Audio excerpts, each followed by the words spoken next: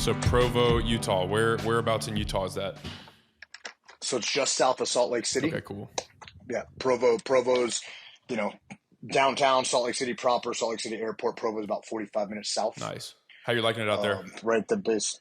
Dude, I love it. I look out my window right here and like mountains, snow-covered mountains, but it's sunny and, sunny walking around with no shirt on at the park down here, Yeah, it doesn't get much better than that. I'm sure the winters are tough, but I've actually never been to – I don't think I've ever been to Utah. I've been to Montana, Colorado, place like that, but never Utah. Dude, Utah is beautiful.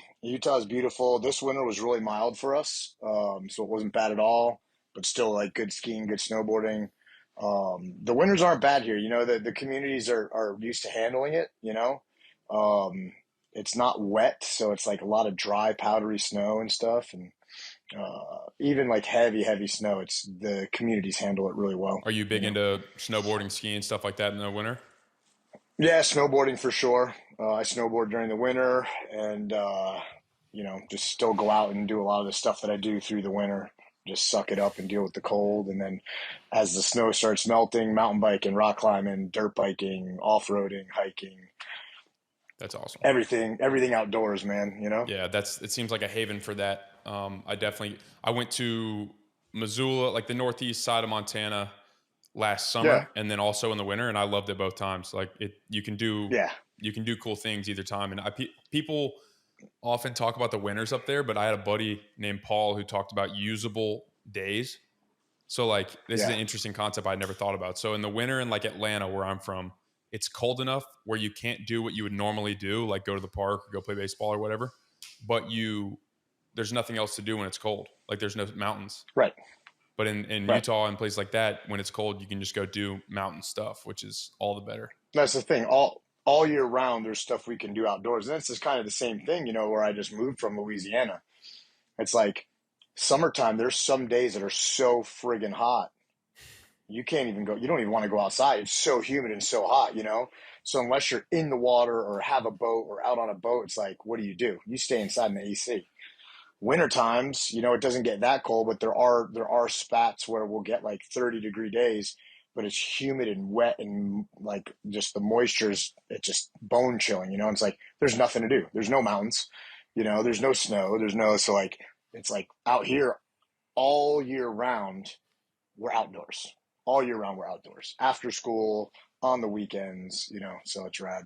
That's the way to go, in my opinion. It's either I'm somewhere in between a beach and a mountain. Like I love both. I want to go to. I want to be able to experience both. I don't know if there's a place in the world where you could get both. Maybe Lake Tahoe, you're close. I don't know, but regardless. Yeah, Southern California. Southern California, Los Angeles area, because you can be snowboarding in an hour, or you can be surfing. Yeah. That's probably the closest way. And I love the beach too. And I grew up surfing. But like, I don't like the beach. I like ocean with waves. Yep. If there's water sports to do, I'm good to go. If there's no water sports, I don't want to lay on the beach, get sand all over me. Yeah, it's more of the action stuff. I agree with that completely. I would much rather be where the action is, like whether it's the mountains, whether it's a ranch, whether it's the lake in the summer. I mean, there's a lot of good lakes. I'm in Austin right now. There's a beach a couple hours away, but it's not really that. It's not like you're going to be able to really surf on it or anything like that. So, you were in Louisiana. Are you full time in Provo now? Yeah, full time in Provo now. Moved out here about 5 6 months ago. So pretty fresh. Yep. Yeah. Yep. Fresh out here. Are you still law enforcement? Are you doing any of that up there? Or are you full time jiu-jitsu? No, I'm full time for Fieldcraft. I got hired as Fieldcraft's director of self-defense. So I run their whole Brazilian Jiu-Jitsu program. I do the majority of their local tactical courses. So all their shooting courses, their CQB, their home defense, personal self-defense courses that are local to Utah. I run the majority of those. Me and Mike Glover, who's the founder, CEO of Fieldcraft. We partner on a lot of stuff. We do a lot of content together. We co-teach a lot of courses together. I also help them out and help Mike out with a lot of the off-road training, both on dirt bikes and off-road vehicles, trucks and Jeeps and whatnot. because I spent a lot of time doing that in my career. That sounds like a So, pretty damn fun job, man. I'll be dude, honest. yeah, bro, it's not a bad life. You know, it's like this weekend, I'm working this weekend, but I'm working up at a 17,000 acre ranch teaching a defensive pistol course on Saturday, doing nighttime fireside chats, some trauma medicine hip pocket classes with the students overnight. We're staying at the ranch. Meals are getting cooked for us, and then we're teaching a defensive carbine on Sunday. You know, and it's Yeah. like, bro, how does it not get any better than that? You know? Yeah, getting in the mountains, hanging by the fire, shooting guns. That sounds like a pretty good job. Yeah, dude. How You did know, you get like, connected with Mike and Fieldcraft? Because I mean, I've been following Fieldcraft for quite some time, and I really enjoyed their content. It's been cool to see them grow too. Like I remember seeing videos from a while ago, and just the production quality, yeah, the new HQ y'all got, it's pretty badass. So how'd you get connected with dude. them? The new HQ is awesome. Our media team is awesome. Mike and I shared some mutual friends. Mike and I never knew each other, but we shared some mutual friends from like overseas contracting and stuff. We worked on a similar program for two different agencies, but there's a lot of crossover and synergy between the two of our teams. And I came out here March of 20, March of 23, March of 23. Yeah, I think March of 23. It wasn't 22. I'm so discombobulated, man. Anyway, little over a year ago, I was out here up at his house with another buddy of mine. And Mike, this thing didn't even exist here. Their headquarters was up in Heber City, Hmm. which is kind of up in the mountains, about an hour away. Small little town. You know, they had their offices there, a little storefront, but nothing like what we had here. And he was telling us his brainchild for this place. This is what I want to do. I want to find a big warehouse. I want to do this. I want to do that. And he kind of asked me because I built a very, very successful jiu-jitsu academy in Louisiana, my academy in Louisiana. Vita, right? Is that what it's called? Correct. Yeah. Vida Jiu Jitsu. So, you know, from scratch, from the ground up, I built that academy, and now, you know, I've got like 220 members, and it's a pretty big academy. And so he started asking me if I knew anyone that would be interested in coming out here and running the jiu-jitsu program, starting up the gym and being the head professor. And I was not, at the time, not really interested in moving per se. I had a pretty good lifestyle where I was at. And after kind of getting to know each other a little bit better, he's like, dude, I need you to come out here. He's like, high level shooter and shooting instructor, high level CQB instructor, off road moto guy, dirt bike guy, off road driver, like pilot. He's like, you do it all, dude. I need you out here. And I was like, I'm kind of good, man. I'm good where I'm at. And so we started talking, kind of semi friendly negotiating, and well, here I am. So we see how that worked out. Yeah, I mean, it's Utah, like you said. Utah's got a pretty. It's good to have Utah on your negotiation side. You know, that's a pretty big factor. I feel like, For sure. especially for a Yeah. guy like No, yourself, that's absolutely, into all man. those Yeah. things you just mentioned. Oh, 100%. Because if he was like, hey, come move to, you know, I don't know, come move back to New Jersey, I'd be like, no, I'm good. What part of Jersey are you from? I kind of bounced all over as a kid. I lived all over New Jersey. So, no one place in particular. Probably spent the most time up in northern New Jersey. And what's called Bergen County. Bergen County, it's like one of the most northern, if you're familiar with it. One of my good buddies from I went to Virginia Tech and played ball there, played baseball, and one of my Okay. good buddies and teammates went to Bergen Catholic. Oh, okay. Yeah, Yeah, right on. Yep. So that was right near where I kind of grew up, went to high school right near there and stuff. nice. So yeah. Yeah, man. Yeah, I kind of want to circle back to what you got going on at Fieldcraft because I think that's so important. And me being a young dude in today's world, I think there's a lot of insight that I've gained and my brother and my friends from content like Fieldcraft's putting out. And it's just been cool to sort of gather, like even just like certain things I keep in my car, or certain ways. I actually I was looking at one of the fanny packs, like the concealed carry. Yeah, to get the new EDC one, the Okay, brand new one. let me write that down. Um, yeah, I like it. I don't have mine in here; it's in my truck right now. But I like it. The other one, the older one's good. The older style is good. I like the new one better. Okay, cool. So Yeah. So, I mean, the point in that is just like, I've taken a lot from Fieldcraft. So I'm excited to get into what y'all are doing there, but I kind of want to go back and, I mean, from the sounds of it, pilot, police officer, contracting, jujitsu, dirt biking, CQB, all this stuff. Like you sound like you might be like a Need for Speed kind of guy, an adrenaline junkie. Has that always been the case? man, since I was 7 years old, Wow. I was I stroke of luck, like really stroke of luck, and me just kind of being sneaky that I didn't really like end up in real big trouble and probably in jail when I was like a teenager. Um, and I wasn't a malicious kid. I wasn't a bully. I wasn't a predator. Like I didn't commit any sort of illegal acts or crimes that were like taking away from other people. You know what I'm saying? Like I didn't rob, I didn't steal, like I didn't do any of that stuff. I wasn't a bully, but I fought a lot because if people were being bullies, I immediately felt the need to interject and insert myself. So I was fighting nonstop, like probably starting middle school all the way through high school, all the way into college, like tons and tons of like street fights, bar fights, etc. And again, always against bullies, like against just people that were being an asshole, being inconsiderate.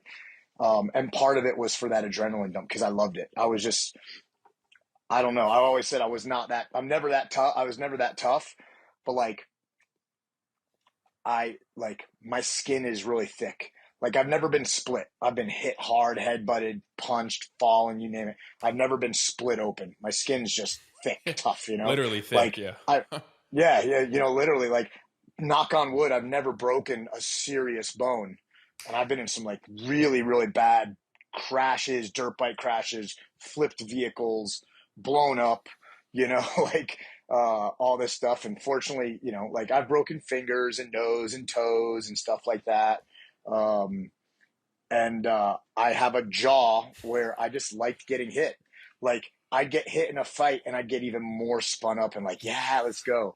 So I always was seeking out adrenaline from the time I was a little kid. How do you do that as a young kid? You do that by fighting, usually skateboarding, BMX riding, doing crazy stuff. As you get a little bit older, started seeking out more adrenaline by kind of doing stuff that was bad, probably could have landed me in jail pretty seriously. Again, not malicious, but I needed adrenaline. And then as I became older, I was like, well, how do I do all this stuff that I love legally? Yeah. Oh, let me become a cop in the most dangerous city in the country, Yeah. So Yeah. It checks all the boxes. And you mentioned that you never liked bullies. You felt the need to interject. Where do you think that came from? I don't know, man. I really don't. I'm the black sheep of my family. Like I'm the black sheep of my family. My dad was a white collar professional worker. My younger brother was a white collar professional worker. Like, none of my family was really like military or police sort of thing. And it just, I don't know.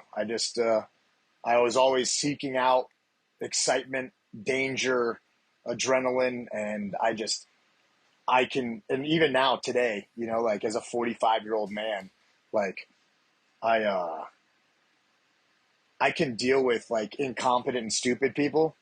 They'll aggravate me, but I can deal. Like you can't. If you're stupid, man. You're like you can't help it. Sorry, right? Maybe I can help teach you. Like hey, dude, if you don't know where you're going, don't just stop right in the middle of the street. Like pull over Yeah. or pull into a parking lot. Like which happened today. I'm like, dude, what are you doing, bro? Like, like, and he was cool. I'm like, all right, so I'm not gonna like get mad, right? You're an idiot. Sorry. Like, life is hard. Life's harder if you're dumb, But when people are like deliberately inconsiderate because they feel like they can get away with it and prey on people, man, I lose my shit. I'm like, no, I can't deal with that. I'm gonna step in. Yeah, that's So interesting because there is a lot of those people. I mean, there's also, have you ever heard of Hanlon's razor? no, So Hanlon's razor is the idea that never attribute to malice what can be adequately explained by stupidity. Basically saying like, because I do this too. I'll find myself like vilifying people that do dumb stuff where I'm like, I mean, the classic example is like getting cut off in traffic. You immediately assume like, oh, fuck that guy. Like thinks he can cut me off. But in reality, it's not like that guy's like personally trying to attack me. It's just that he is probably in a rush and not paying attention or just dumb in general. So there's like this interesting dichotomy because when people are truly inconsiderate, for somebody like yourself, I can see how that would like put you like just make you like flip a switch, you know? Yeah. Yeah. Did you, I remember hearing you on a podcast where you said you wanted to go to military right out of high school, but you ended up going to college. Yeah. Yeah. So, wanted to go in the military, like all through high school. It's the only thing I wanted to do. All I wanted to do was be a special operations guy since I was a little kid. You know, like all the books I read growing up as a little kid were like about, you know, Army Rangers during Vietnam, Force Recon during Vietnam, SEALs during Vietnam, Green Berets during Vietnam, the Long Range Reconnaissance guys during Vietnam. And that's all I ever wanted to do. And my folks, like I said, my folks were very white collar. They didn't want me to do that. And they didn't want me to do that. And they thought, okay, well, if this is what he really wants to do, the best way for him to go is as an officer. I didn't know any better. I didn't have anyone mentoring me or anything. So I went to an officer recruiter to start my paperwork. And the guy was brand new on recruiting duty, didn't know anything about it. And I have a food allergy. And this was way before the war. This was 97. This was 97, 98-ish. So before the war, and I have a food allergy, which is considered an allergy to common foods, and it's a disqualifier. So I went to a recruiter, filled out all my paperwork. Paperwork went in. I actually went to MEPS, which is the Military Entrance Processing Station. That's where you go. You get your physical done, all this stuff. You see your job counselor. That's your first entrance, right? And when I went in there, they said, "Oh, you have an allergy to common foods. That's a disqualifier. So you're disqualified from serving. But don't worry, you can submit a waiver. You can submit for a waiver." So I went back to the recruiter, submitted a waiver. The waiver goes down to what's called BUMED, Bureau of Medicine. And however many weeks, I don't know how long it took. It was a long time ago. But it came back. My paperwork came back. And all I remember was a big red stamp. PDQ'd, permanently disqualified, allergy to common foods. So I was permanently disqualified from the military before the war because I have a food allergy, which is absolutely ridiculous, you know, but that's the way it goes. So I found some mentors, some guys that I had met along the way that came out of special operations, kind of took me under their wing. And they said, well, the next route is, you know, go become a cop in the most dangerous city in the country. So that's what I did. I went down to New Orleans, became a cop. And quite honestly, like the way, you know,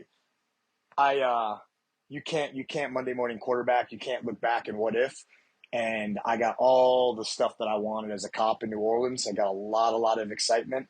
And then I ended up working in almost the tip of the spear pinnacle of special government projects and contracting. You know, I worked for a program that was directly supporting special operations overseas. So that was pretty cool. Yeah, as it often does, it works out just as it's supposed to. But what did that feel like? Oh, that's all. What's your dog's name? This is my girl, Lily. Lily. Right? This is my girl, Lily. Yep. It's kind of blurry. Is that a shepherd? She's a Belgian Malinois. Oh, nice. Badass. Right? Yep. She's awesome. A furry weapon. Like super sweet. Dude, talk about a weapon, bro. She is a weapon for sure. She is 70 pounds, will hit you in a sleeve or a suit at about 30 miles an hour. Yeah, see, I've seen some videos. I've seen some videos of some Malinois just go to absolute town on people. They look like incredible dogs. I actually saw one at a park down here in Austin. It's like the biggest I think it's the biggest off-leash dog park in the U.S. called Zilker Park. Yeah. And me and my brother were there, and there was this Belgian, and this guy was like, I think he was ex-military, and he was training his dog, and he was just showing us some of the stuff. And those are some serious animals. Yeah. Oh yeah. No, she's rad. I mean, she'll jump a 6 foot fence. She'll climb a ladder onto a roof. She goes in every mode of transportation pretty much. She's been in helicopters. She flies on airplanes with me. She flies commercially with me in the airplane. I've flown her in my little airplane, not mine. I don't own it, but the little airplanes that I fly, I've flown her in there. She loves it. Everything, boats, you name it. Get the little Oh, goggles, dude, the little doggy goggles. oh yeah. She's got goggles. She's got ear pro for on the range. She's got everything. Doggy ear pro. I've never seen that, but that makes sense Oh yeah, actually. I guess that's actually a good point. I've yeah, never thought about that. Um, yeah. She's got dog ear pro and goggles, and we go cruising, man. Wait, that actually, I never thought about that. We would take our dogs to our hunting lease in Central Georgia when I was a kid, and whenever we'd start shooting, they would Yeah. just run away. And I'm like, I guess now hmm I'd probably run away too if I didn't think about it. hmm Yeah, I mean, if you just think about the decibel level over time, and then like a lot of times, like we'll use the ear pro like for our working dogs on our initial breaches. So it's a neoprene sleeve. It's a neoprene sleeve like we would wear like a neck gaiter or face gaiter, right? It sleeves over her head, and each side there's acoustic foam gel cups Yeah. that go over her ears. Um, so we can slide it down onto her neck or back over her ears very, very quickly. So like when we're approaching a target, putting our charge on the door, window, wall, whatever we're using for breaching method, we'll have our ear pro on, clack our charge, which obviously is a really big boom. And then we can sleeve it off and send the dog into the house, um, because we're all running suppressed, Did you serve with so her? we can shoot and not really. So no, so she did not. She came and was up in the training pipeline. We had the team that I was on that I recently left. We had a full time SWAT canine, assault canine, which is different than patrol dogs and stuff like that. The way they're selected, the way they're trained, and then so she was coming to work with me every day anyway, working with our full time dog, learning all the skills. But she was young. She was, I got her at 7 months, and I mean, she's only a year and a half now, so she's still young. But Nice. she's a rad dog, man. She's ready to go. Yeah, I've always been fascinated by. You don't hear a lot about dogs in service, like even in the military as well. Like you don't hear about. I mean, the heroics that those dogs show. I mean, they're just as much servants of the country as the people Oh, that massively, wield them. massively. Yeah, yeah, massively. And the bond you build with them, is incredible. I mean, they're really, they're a teammate like anyone else. It's crazy. Yeah, that's awesome. Well, I want to get into that too, but back before I forget about it, the PDQ Yeah. permanently disqualified. What did that feel like for you? Like when you got that news, where you're like, okay, well, here's my dream, here's what I've been wanting to do, and I'm permanently disqualified. Um, Initially, I didn't give up. I was persistent. I was like, oh, well, there's got to be a way around it. This is ridiculous. I was like, this is ridiculous. There's got to be a way around it. And so I was at the time in what's called, there's a lot of them now, but back then when I was doing it, there was really only one program. There was only one mentorship program for young guys that wanted to go into special operations. And it was primarily through Naval Special Warfare, through the SEAL teams. And it was called the Buds Motivator Program. It was run by reserve and former SEALs, and they'd bring in active duty guys every once in a while. But it was like one weekend a month. You'd go test, you'd do some stuff together, and then like once a year we would go down to Virginia Beach or something like that and do a longer exercise organization. Um, so I stayed in that for like the next 3 years. I stayed in the program. And then finally, there was like, I was writing congressmen. I was reaching out to people to write congressmen and sending letters and all this stuff. And finally, it was like, it's not going to happen. It's not going to happen. And then I was like, what the fuck? So yeah, dude, it was pretty devastating for me at the time, because that's all I wanted to do since I was a little kid. I was like, shit, now my dreams have just been like completely robbed from me for no reason. I was a freaking stud, man. Yeah, And my allergy never put me in the hospital. My allergy never required me to carry an EpiPen or anything. It's like they didn't do any testing to see how bad it was or anything. They didn't care. It's like, that's it, done, Um, And, yeah, so I was bummed out, man, like seriously bummed out. And then I was like, okay, well, if that's really it, then I'm gonna go become a cop in the baddest city in the country. I'm gonna go fight bad guys there, which is what I ended up doing. Yeah, I mean, So it's service nonetheless. It's still it's the same vein, just perhaps a slightly different direction, I yeah, guess. for sure. And then obviously like the caliber of individuals that you work with aren't near what they are in the special operations community. Although you can find those caliber of individuals. I was on some teams where everyone was a stud, and like the last team I was with, the team that I just left, I was there about 6 years. Studs, masters of their craft. All the guys on this SWAT team, they all shot recreationally, like competitively. Everyone worked out. Almost everyone on my team trained jiu-jitsu with me. Like that was their lifestyle. They took it seriously. It wasn't like, oh, well, I got to go to training today. I'm not going to touch anything. I'm going to go drink a 12-pack of beer. It was like that was their lifestyle. So you can find similar stuff in law enforcement, although it is definitely fewer and far between. Um, but yeah, I mean, I got everything that I wanted as a cop, to be honest with you. I mean, like I was a young policeman in New Orleans chasing bad guys down alleyways in the middle of the night by myself. Like that's stuff even a lot of soft guys don't get into. Mm-hmm. Are they all trying to kill me? No, not necessarily. They're trying to get away, but you don't know. And some of them are trying to kill you, especially if you catch them, or when you catch them. Because I was fast. I was fast for a white boy. I was fast for a white boy running through the hood. I ended up getting the nickname. I ended up getting the nickname by the guys in the community. Robo. They called me Robo for RoboCop. You Because got I the you was got the I look for it, was dude. Like if somebody saw a picture of you in a cop uniform, I'm sure they'd be like, "Oh, damn, hope I don't get pulled over by that guy." I mean I was young. I was about 20 pounds heavier than I am now, just solid muscle. Like uniform was real fitted. I was a yoked, jacked young dude. And and I could move, man. I had wheels on me, so I could run and you know. That's so interesting, and I've actually I've had this is like this will be close to my 70th conversation on the podcast. I've had special forces guys, I've had Navy SEAL, I've had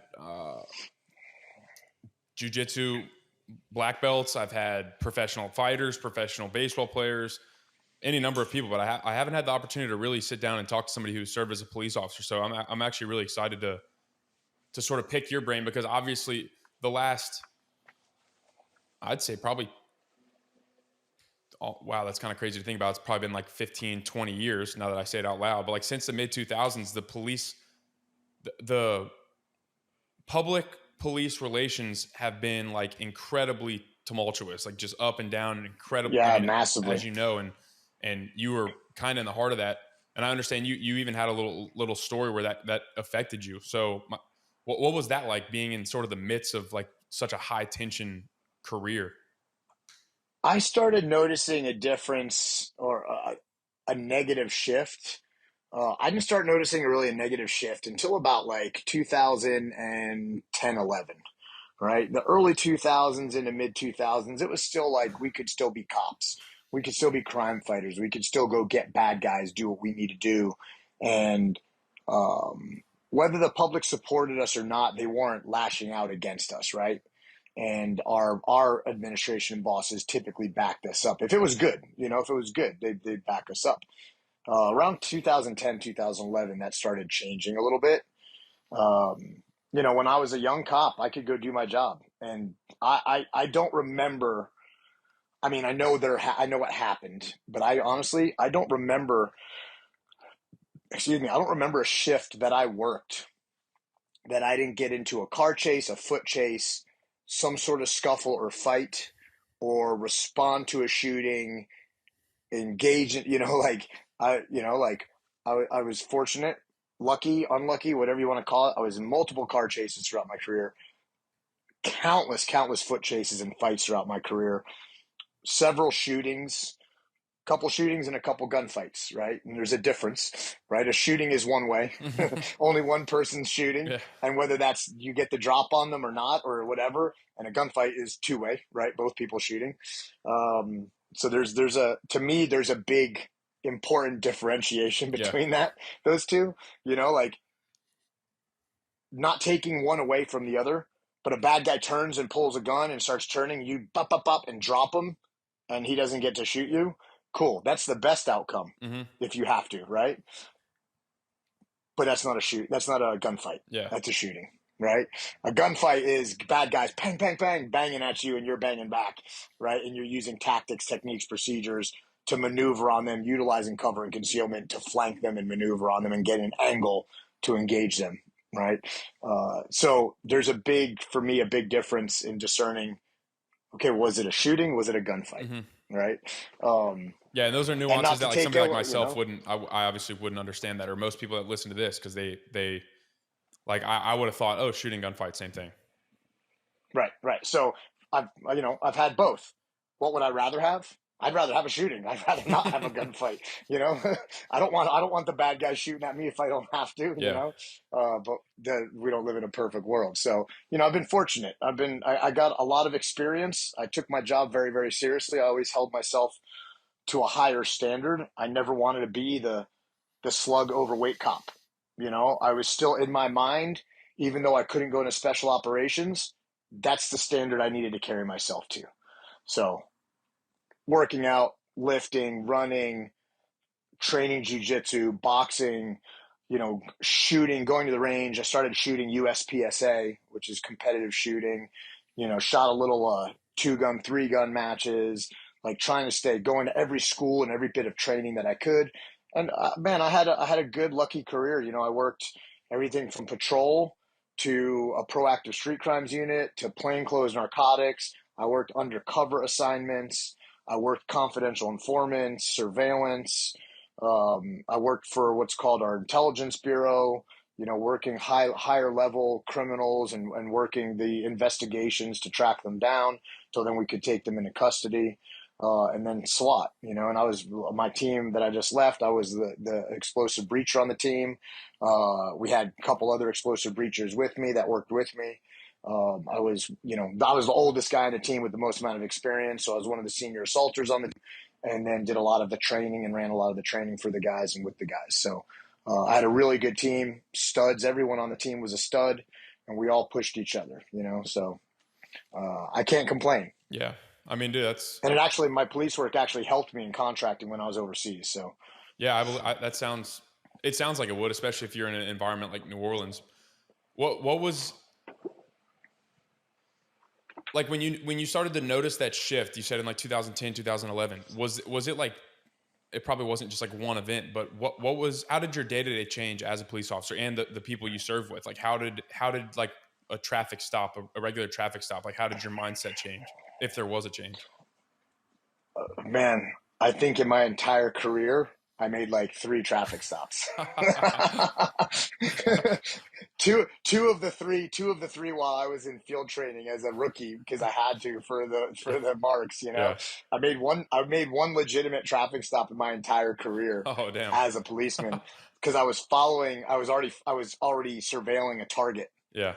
And my informant had let me know that he had weight in the vehicle, like he was carrying a lot of dope in the vehicle. Mm-hmm. He had just made a big pickup, and I needed a traffic violation to make the stop.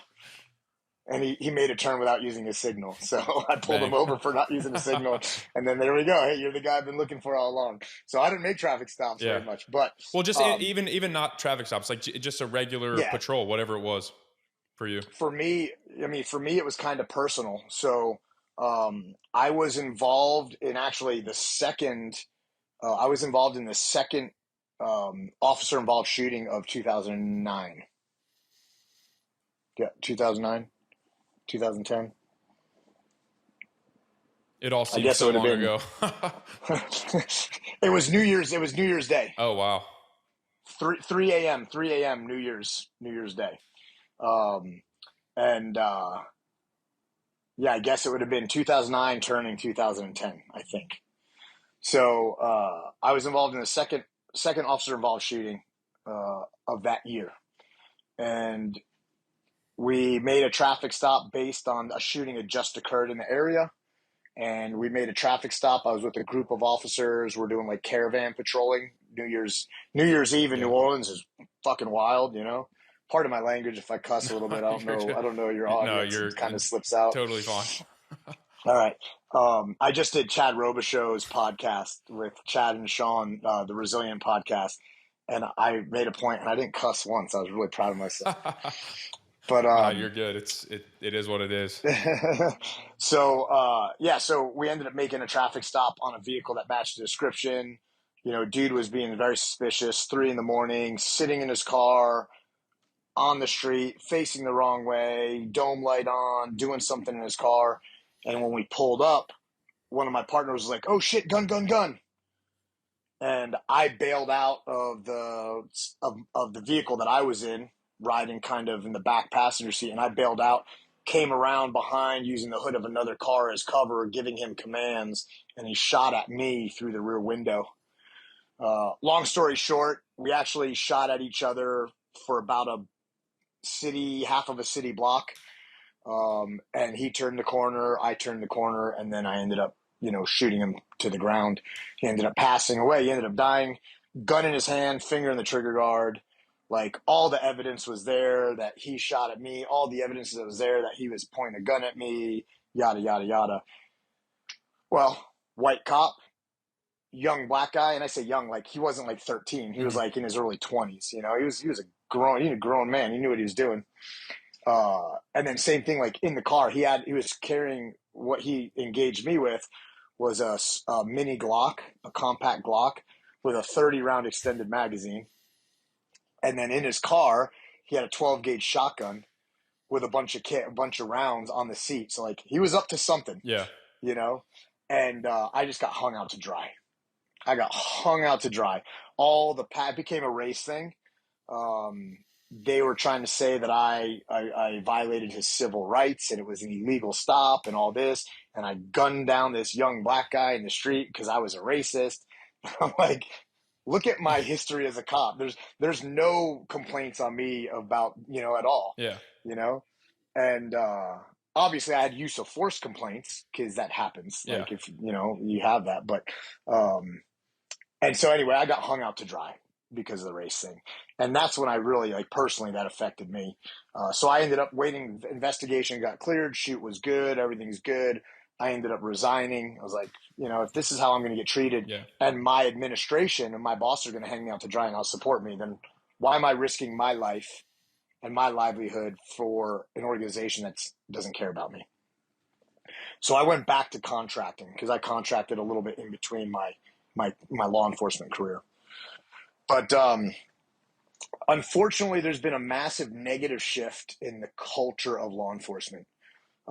A lot of these folks that I see coming through, because I ran some of the lessons and taught at the academy for my last agency. And a lot of these young kids that are coming in are becoming cops not to be crime fighters. They're becoming cops to get a secure job where they have good benefits and retirement. So they come in, they're out of shape, they're overweight, they don't take it seriously, they're not training. They're like, oh, well, I got a badge and a gun and a taser, I'm good. So there's been a massive negative shift in the culture of law enforcement, which my guys like myself, some other folks, the guys at Invictus Leo, Jason Repsch, if you know who those guys are at all, but Invictus Leo, obviously some of these other tactical instructors that are really helping out. We're trying to change that culture. It's not easy, but we're trying to change it, one person at a time. So, yeah, it's so interesting to think about because, like, from my perspective, at least, it seems to me that being a police officer used to be perceived in the public as like a noble and an honorable job by the masses. It was like, oh, that's a cool thing. You're going to be a police officer. People respected them and they respected their job because of that. And I heard somebody talking, I can't remember who it was, but I heard somebody talking about how we've like denobilized, or like we've made society at large has made why, like, so here's the example. Like, why would you want to become a cop? You know, like if you're going to sign up to be hated by a lot of your community and be in the most high stress of pretty much any domestic job you can be in, and get hung out to dry if shit hits the fan. And that's not to say that there's not actually just bad cops that do dumb things For and bad sure. things. And they're absolutely, But we're just people. yeah, exactly. But I think maybe you said it's like, if you want to talk shit about cops, go be a cop for a day and see how you feel. Um, it's just interesting. It's tough to think because anybody who would be a high quality cop nowadays, it's almost like there's something in the back of their mind like, oh, well, why would I do this? They're getting defunded. They're getting worse training. They're getting hated by the community. So it's, how do you think we fix that? How do you think we correct that 100%. shit? So, it's funny. I don't blame the public. I don't blame the public because I was a cop and I hate cops. I blame law enforcement. I blame the cops. I blame the administration. As soon as we stopped, as soon as agencies stopped requiring a annual physical fitness test, as soon as agencies started pulling away from actual good, real training, not certifications. Certifications are bullshit. Certifications aren't for you. The certification that you get is not for the safety of the officers, for the safety and liability of the agency. Getting a certification, being properly trained are two totally separate things. And agencies and administrators don't care about actually training their cops. They just want the legally binding liability portion. Oh, well, they were certified in taser deployment. So just because she accidentally shot that dude with her real gun and not the taser, well, that's not our fault. That's her fault. She was certified, right? So it completely takes the onus off the agency and the administrators, which it should be the other way around. So I blame law enforcement. I blame cops. Like, you want to right that ship? You want the public to look at us differently? Then do better. Do better. Don't be 40 pounds overweight in your uniform.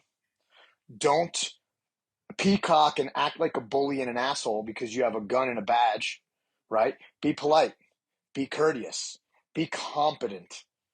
Be articulate. When I was a cop, I never talked down to people. When I introduced myself, I didn't even introduce myself as Officer Lapin. I said, hey, I'm Greg.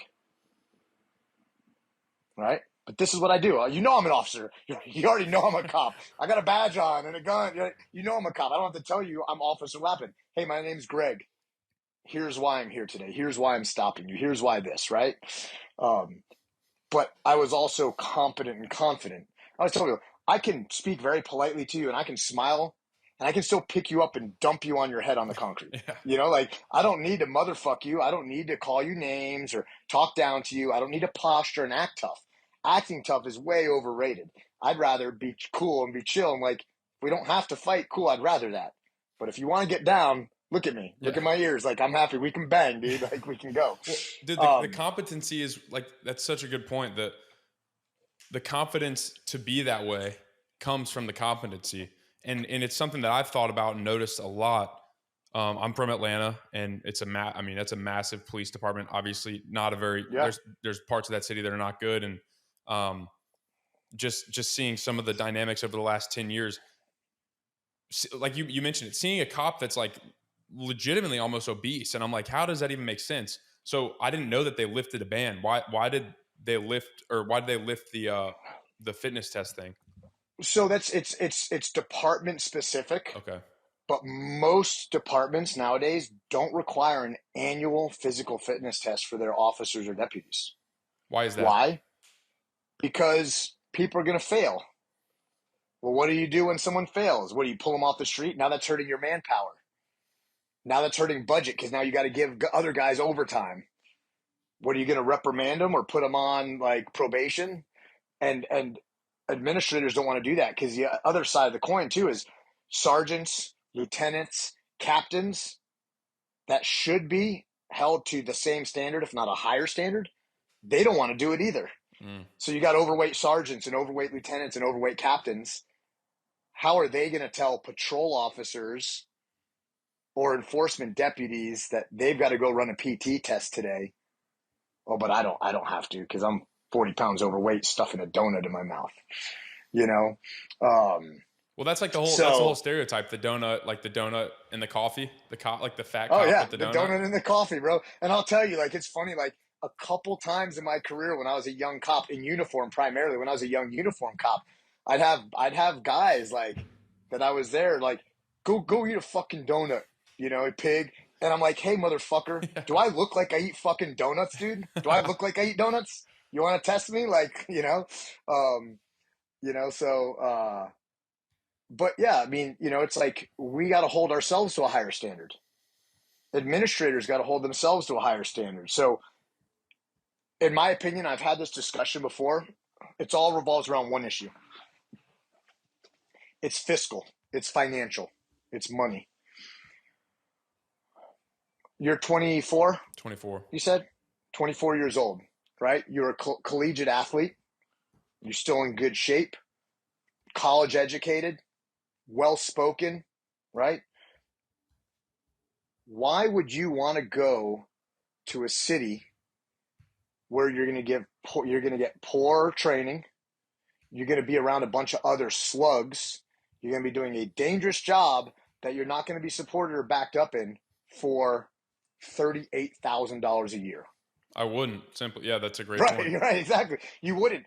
If we, in my personal opinion, and I know there's going to be a lot of uproar about federal oversight. I'm not saying federal oversight, but at some point in time, the government needs to take more responsibility. And if there was a massive influx of funds and money into police agencies, but it was strictly monitored for the right purposes.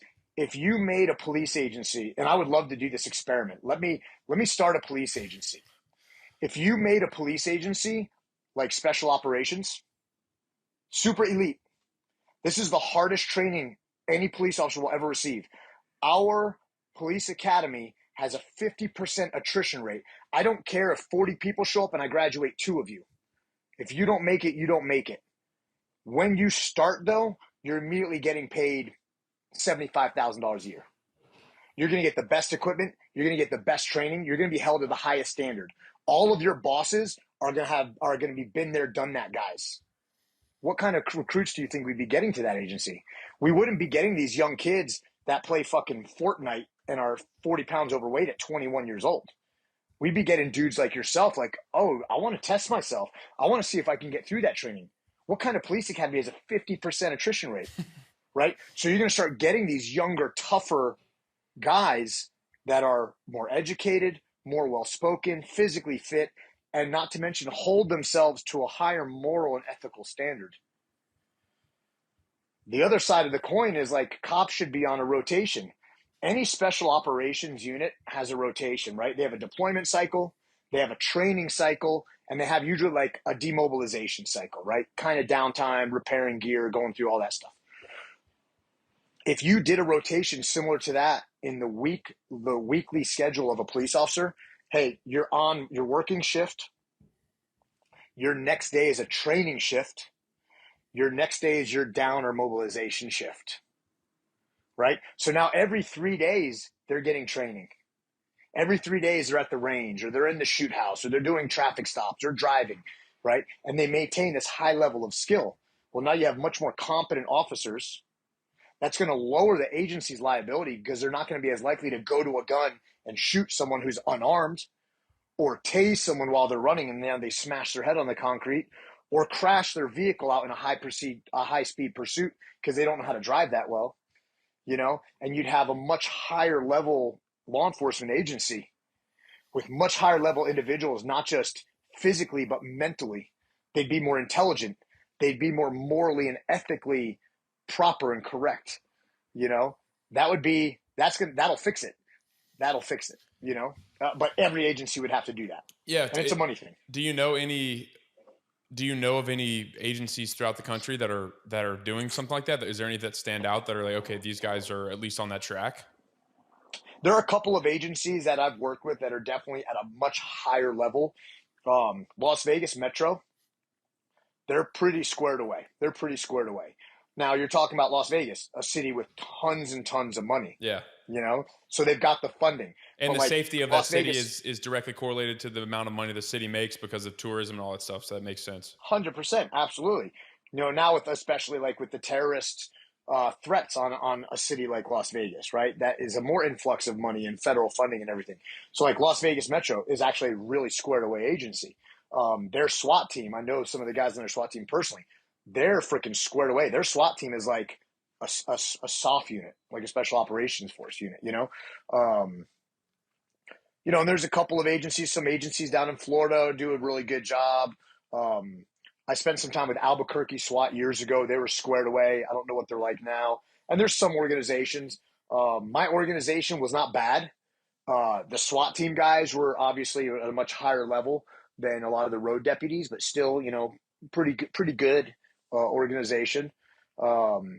So there's small little inserts of it, but it's few and far between, You mentioned like the attrition rate, like holy cow, what agency has a 50% attrition rate? What would you say the typical attrition rate at a normal academy is? Oh, from my experience, nothing. You can fail and fail and fail, and you're gonna get what do they call it? Like, they're gonna get retested basically Recycled. over and over and over again, recycled or retested or remediated. That's the word. Oh, he's gonna get remedial training. Right? And they get remedial training, they get remediated, tested again, remediated, tested again until they finally just pass, So don't get me wrong. Some agencies are better than others. Some people do fail out. Some people do quit, but it's nowhere near the standard that I think should be. Yeah. And that's sort of what I've thought. I think it might've been like Jocko Willink talking on Joe Rogan's podcast about this and how like, sort of the exact same thing you just said in terms of the cycles. Because you think about, there's something I've heard where a cop's day-to-day interactions, like every interaction of a cop's day is the other person's worst interaction of their day. It's like, Pretty much. Damn, I just got pulled over by a cop, bro. I just got had to talk to by a cop, bro. I just got arrested, blah, blah, blah. So it's like day of interactions with people that are not excited to see you. So the mental toll of that, I think, is, I don't think people quite comprehend that. I mean, I've never been a cop, so I can't speak from experience, but to me, I'm like, that would add up. So it would make sense. You use the example of the cycle for deployment and then leave and all that stuff. Like that's why they do that. It's because a sustained period of combat is extremely stressing and traumatizing. So you have to re-up almost. And cops don't have it's massive. No, and they don't have it. And, some agencies do it, but very, very few. Again, like, cops go work an 8-hour shift. Well, what do most cops do in an 8-hour shift? They sit in a patrol car and drive around. That's what most cops do. It's horrible for your body, for one. Yeah. Horrible for your body. Horrible for your back. Horrible for your shoulders. Horrible for your knees. Horrible for your neck. Wearing the carriers and the belts and all that jazz. Like, they should be paid and forced. And how do you force them? You have an annual physical fitness standard, or you give incentives for certain fitness standards as well. Like, they should be paid to go to the gym. You have 1 hour to exercise on shift. You have 1 hour to exercise on shift. So out of an 8-hour shift, you're now doing 7 as enforcement, doing your daily duties, and you get to work out for 1 hour. And it may need to rotate. Like, hey, we got 201 and 202, 203, and 204 on shift right now. So you guys got to work out, and you may have to adjust. Not everyone can go work out at 1 hour at the same time, but they should be allowed that. Yeah. They should be allowed to go exercise. So what it comes down to is the administrators don't care about their people. They don't. They care. Most administrators, most chiefs, most majors, captains. Here's the deal. Generally speaking, sergeants are worried about becoming lieutenants. Lieutenants are worried about becoming captains. Captains are worried about becoming majors. Majors are worried about becoming chiefs or deputy chiefs. Deputy chiefs are worried about becoming chiefs. Chiefs are worried about becoming mayors. Mayors are worried about becoming governors. Mm-hmm. Like, it's all political bullshit. So it's like, why are they going to risk ruffling feathers when they're not worried about you? They're worried about their own self-serving, political career, which is really what I've seen. Yeah, and I mean, I'm sure. I would say I'm sure. I'm certain that there are. I don't know how many police officers are in the country. Probably hundreds of thousands if I had to get. I mean, maybe millions. I don't know. A lot. I'm sure there's people at the top of that list that you're talking about that do take it extremely seriously. They became a police Absolutely. officer to uphold the law and serve their community to the best of their absolute possibility and their capabilities. There's people below that are in shape, don't care as much. Maybe it's a little bit more political. And then there's certainly people that are there for, maybe they're a cop in like an area where it doesn't really matter and they just want a paycheck and all this stuff. I do think it's, for me, at least from my perspective, I see anybody who decides to take the oath and put on a uniform, there is a certain level of respect I have for that decision. But I think it only goes so far because, as you mentioned, you can actually become a detriment to the community if you take that oath 100%. and then don't uphold the standard. And this is what I tell people. And I tell, like, I'm a cop's worst critic, but I'll also be your biggest supporter. And like when I used to, so I helped develop and run the grappling jiu-jitsu program for my last agency. And so I would come in within the first 3 days of the academy, like academy just started, all these recruits, and I'd come in and give them their first block of grappling jiu-jitsu instruction. And I'd get in, and this sounds really harsh. And again, I tell you, I'm the worst critic. I'd get in there, and I was HR's worst nightmare. I'd go in and I'd walk up, and then we'd have 30 cadets standing around. A lot of them in their early 20s. You have the few outliers that are like late 20s, and you have a couple of guys that are like, I need to do something different with myself, and they're in their mid to late 30s, changing career. And I'd go through guys, I go, you, and I'd pick all you go over there. The rest of you all move over there. And I'd one group, I go, all of you are fat and overweight and unhealthy. All of you. And I said, let me ask you something. Did this organization call you yesterday and say, please come to training and become a cop with us? Did anyone get a phone call yesterday? No. How long ago did you get a phone call and start this process and this application process? 6 months? 8 months? What the fuck have you been doing for 6 to 8 months? Unless you tell me right now you are another 50 pounds heavier. Right? What have you been doing? I said, I'll be your biggest asset. If you tell me that doesn't define you, you're fat right now. Cool. We can fix that. I will work to help you if you're willing to put in the work, but it ain't going to be easy, and I'm not going to be easy on you. But if you're not willing to work and put in the work to right that ship and not be a detriment to this agency and your community, leave right now and go sell cars for a living. There's nothing wrong with that. Go sell cars, go sell insurance, do anything but be a cop, because you coming here to become a cop means that other people's safety and lives are going to be dependent on your capability to do the job. Part of that capability to do the job is, can you run? Can you climb? Can you get over a fence? Can you drag someone? Can you pull someone out of a car? Like, physical fitness is a big part of it. If you're not willing to put in the work, I will do everything in my power to get you fired and get you dropped from this program. If you're willing to do the work, I will work with you until you're not 50 pounds overweight and you are a physical stud.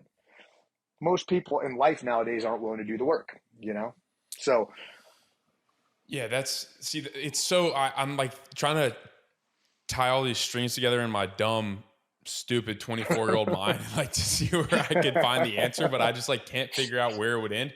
The one thing at like a high level that I think about, so my day-to-day job, I work for a company where we basically, our mission is to help fix the food system more or less, and like the health system in America, because it's so absolutely atrociously corrupt and broken. And the reason I bring that up is because I think it ties into exactly what you just said. It's always about money. And then one layer deeper is the military. And you see this with like the military recruitment numbers now. And like how people are too fat to, like, we have too many fat people to adequately supply the military and public service. Those are really just a representation of society. Like, you're not going to have a bunch of public service and a bunch of military that are really fat if the entire civilian population is really healthy and really in good shape and all that stuff. So it's really just a representation of the fact that our whole society, like health for some, I think it has to do with money. Truly, I really do think it has to. I think it was intentional manipulation of the media and of research and all these things at a very high level to make certain people money and make other people unhealthy. And I think that stems and sort of trickles into the police academy, because you see these people. If you had 100 people come to a police academy, and let's just say they're just some 100 random people, it shouldn't be that 50-60% of them are going to that side of the wall. You know? No, and it's more. Unfortunately, that's crazy. It's more than 50-60%. You know, it's it's and like you're saying, like I use my son for an example, right? My son is 12 years old. He'll be 13 this year. He's been training jiu-jitsu since he was 5, and not like on the off season of baseball, off season, like he doesn't do baseball. He doesn't do soccer. He's never played any of that stuff. He trains jiu-jitsu 6 days a week since he was 5. So what, 7 years now? He's been competing, and I don't force him to. He wants to try something else. Cool. Try it. But you need to train jiu-jitsu too. Mm-hmm. 12 years old, never went through a chubby phase. He eats what I eat. He doesn't get chicken nuggets and hot dogs, and he eats steak and vegetables for dinner. Breakfast is eggs and like eat a healthy lunch. And he's 12. He's got a 6-pack. He's got little pecs now. His jaw's squaring off, and it's crazy. So last month, I got asked to do a challenge with a buddy of mine. He's a former special operations guy, and we got like 30 dudes in this challenge. And for 30 days straight, we had to do 500 push-ups a day. So we did 500 push-ups a day for 30 days straight. Well, I got my son involved, and he had to do 100. He had to do 100 push-ups a day. I was about to say, a 12-year-old doing 500 a day. No, I'm not going to lie, dude. I'm not going to lie, man. I was like, when he brought it up, I was like, 500 push-ups a day? You got all day to do it? I was like, that's not bad. Well, it was bad, bro. It was a lot. It was a lot worse than I was expecting. Yeah. But, sorry to interrupt. Yeah. No, yeah. But I didn't miss a day. I didn't miss a day. So I had him doing 100. But like, we were out at the park one day, and I'm playing and training, working with Lily, and he was there with 2 of his buddies. And I'm like, hey, dude, it's time for push-ups. You want to drop down and do 25 with me? And I was doing it in sets of 25. Like every 30 minutes, I was doing 25 push-ups. And he's like, yeah. And I'm like, boys, why don't you do push-ups with us? And they're like, I can't even do 1 push-up. I'm like, what? You guys are 12 years old. You can't do 1 push-up? I was like, come on, everyone, we're all dropping down right now. Let me see your form. And like literally, like these other 2 boys couldn't do a good push-up. I was like, all right, look, here's the deal. Start on your knees. That's where, if you can't do one, that's where we're going to start. Start on your knees, back straight, 90 degrees, break the plane all the way up. Give me 25 on your knees. Then you work up. But like 12-year-old boys, where does that start? It starts at home with the dads. Mm-hmm. It starts at home with the dads. And you look at most of these dads. You look at most of these guys my age. And, this is why I'm so hard on the younger kids. Like I'm 45 years old. Like I could be most of these kids' dad. I train jiu-jitsu every day, usually twice a day. I also strength and condition 4 to 5 days a week. Like 45 years old, and I still compete and spar and roll with 20-year-old kids, young men. Sorry, 20-year-old. Like I'm 45. I'm still super lean. I still got a 6-pack. I'm still this. I'm still that. Like, and I'm not saying that to brag. It's a lot of hard work. People always go, "Oh, but it's easy for you. Look at you." I'm like, yeah, look at you. Think it's easy for me? How do you think I maintain this? Yeah. Like I maintain this because I eat clean. I eat super healthy. Like I don't drink. I don't eat sweets. I don't eat shit. I train hard. I work out every day in one wet fashion or another. I don't take rest days. My rest day is an active rest day. Hey, today's a rest day. We're going hiking. Hey, today's a rest day. We're going rock climbing for 2 hours. Hey, today's a rest day.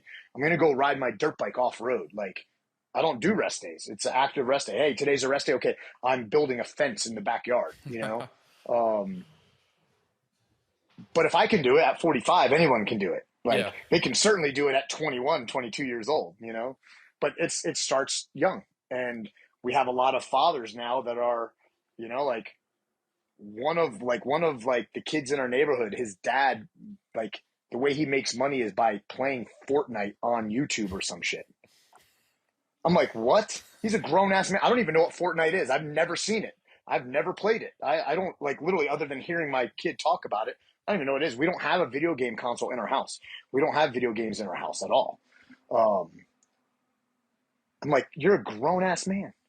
Like, what is this, dude? Dude, it's so yeah. I mean, it's a coming from. I mean, so you're 20 years older than me, almost double my life, and I'm coming from somebody who's sort of. I feel like I caught the back end of. I think I'm technically Gen Z. I'm not a millennial. Whatever the next one after millennial is. But it's just pervasive, man. It's society now. It's pretty crazy. It really is crazy, and like just going to college and seeing how the normal college students now. How they like I don't know. It's just crazy. I've never been that way. I always had baseball. I always had that thing that I was training for and that I wanted to get better at, right. and it was physical. So I do think it stems with the dads, and then you see the dads are the ones that show up to be police officers, or at least when they're young, they're the ones who show up to be police officers or the military. Because you see the same thing in the military. The recruiting numbers right now, I'm pretty sure, are pretty dismal. Yeah, exactly. Yeah. Which is the same. It's the same exact reason. It's because people are literally. I think the number I remember seeing is like 70% of American adults are overweight, and 40 of them are obese. So they're like overweight is a certain threshold, and then 40% of Americans are legitimately obese, which is crazy, insane. Right. It's insane. That's a national security threat, honestly. Well, no, 100%. I agree with you, and it's like, unfortunately, not to put my tinfoil hat on, but I think a lot of it's by design, and kind of going back to the food industry and stuff. It's like, how much crap food are we filling ourselves with? Because what's easy to eat? What's easy to eat? Shit food. It's easy. It's fast. So time is money. Money is time. People are busy. What are they going to do? All right, let's order a pizza from Domino's. All right, cool. Let's hey, we're gonna go through McDonald's drive-through and get McDonald's tonight for dinner. It's like, yeah. What are you doing? Like I'm fortunate, and I am somewhat lucky, but like I have a great relationship with a local beef company here, Wasatch Wagyu. Nice. You can buy their stuff online, but it's all organic. It's all grass-fed, grass-finished. But like, that's our ground beef. Like, that's our burgers at night. That's our ground beef for, whether we're making like tacos at night or whatever. Like, we're using all natural, no hormone, no pesticides, no preservative meat. We're on, like, I'm on a pretty strict carnivore diet. Nice. But as a family, we're very heavy carnivore. We do a lot of red meat. Yeah. Some veggies, some starches, but I'm pretty strict red meat and white rice. That's generally my diet. So. Yeah. Well, like I mean, like I said, the company I work for is,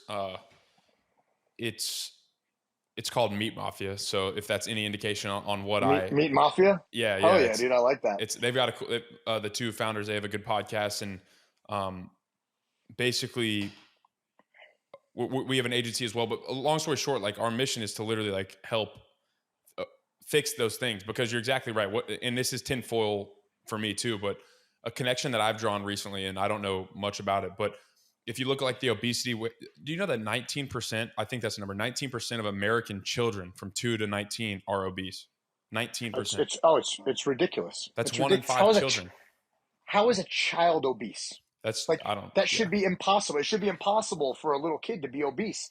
Like, go outside, ride your bike, go. But you're right. And, they get fed crap, and then they get sat in front of a tablet, a TV, a video game thing. Yeah. And that's all they do. Well, like, so it's by design, I think. Yeah. Well, like or not all of them, but a lot of these health metrics, like in terms of chronic disease, obesity in children, obesity in adults, all these things, they started hitting a massive uptick in I think 1970 or early 1970s, which, you think about what Nixon did in the 1970s was get off the gold standard. And so just all the downstream effects, I've had conversations with people on the podcast that sort of study that stuff, and how fiat currency has like the inflation rate, because then you think about it. So inflation makes things price go up, which means that both parents have to work now. Both parents have to work now. That means food's going more expensive. So they have to spend less on food, which means they buy shittier food, which means they're less healthy, which means their kids are going to be less healthy, and all this crazy shit that's downstream from it. But my guiding ethos, one of my guiding ethos in life is sovereignty and vitality. Like, I want to be as sovereign and vital as I possibly can. And that comes from me. It comes from me. And for sure. And brother, we, like that's how I live my life. That's one of our main things here at Fieldcraft and why we do what we do. Like, we want our community to be prepared. Like the book that Mike wrote, Prepared. Mm-hmm. Like, we want our community to be prepared. I want to be surrounded by capable, prepared, healthy people. Because, and I'm not even talking about World War III or civil unrest. I'm talking about a horrible snowstorm. I'm talking about an earthquake, Katrina down in New Orleans. Katrina. I was a cop during Katrina. I was there. I saw it. Like, I was cutting people out of their attics, hacking their roof open with an axe. You want to be surrounded by people that could be assets, not liabilities in that situation. That's right. So, and that's kind of how I've always lived my life.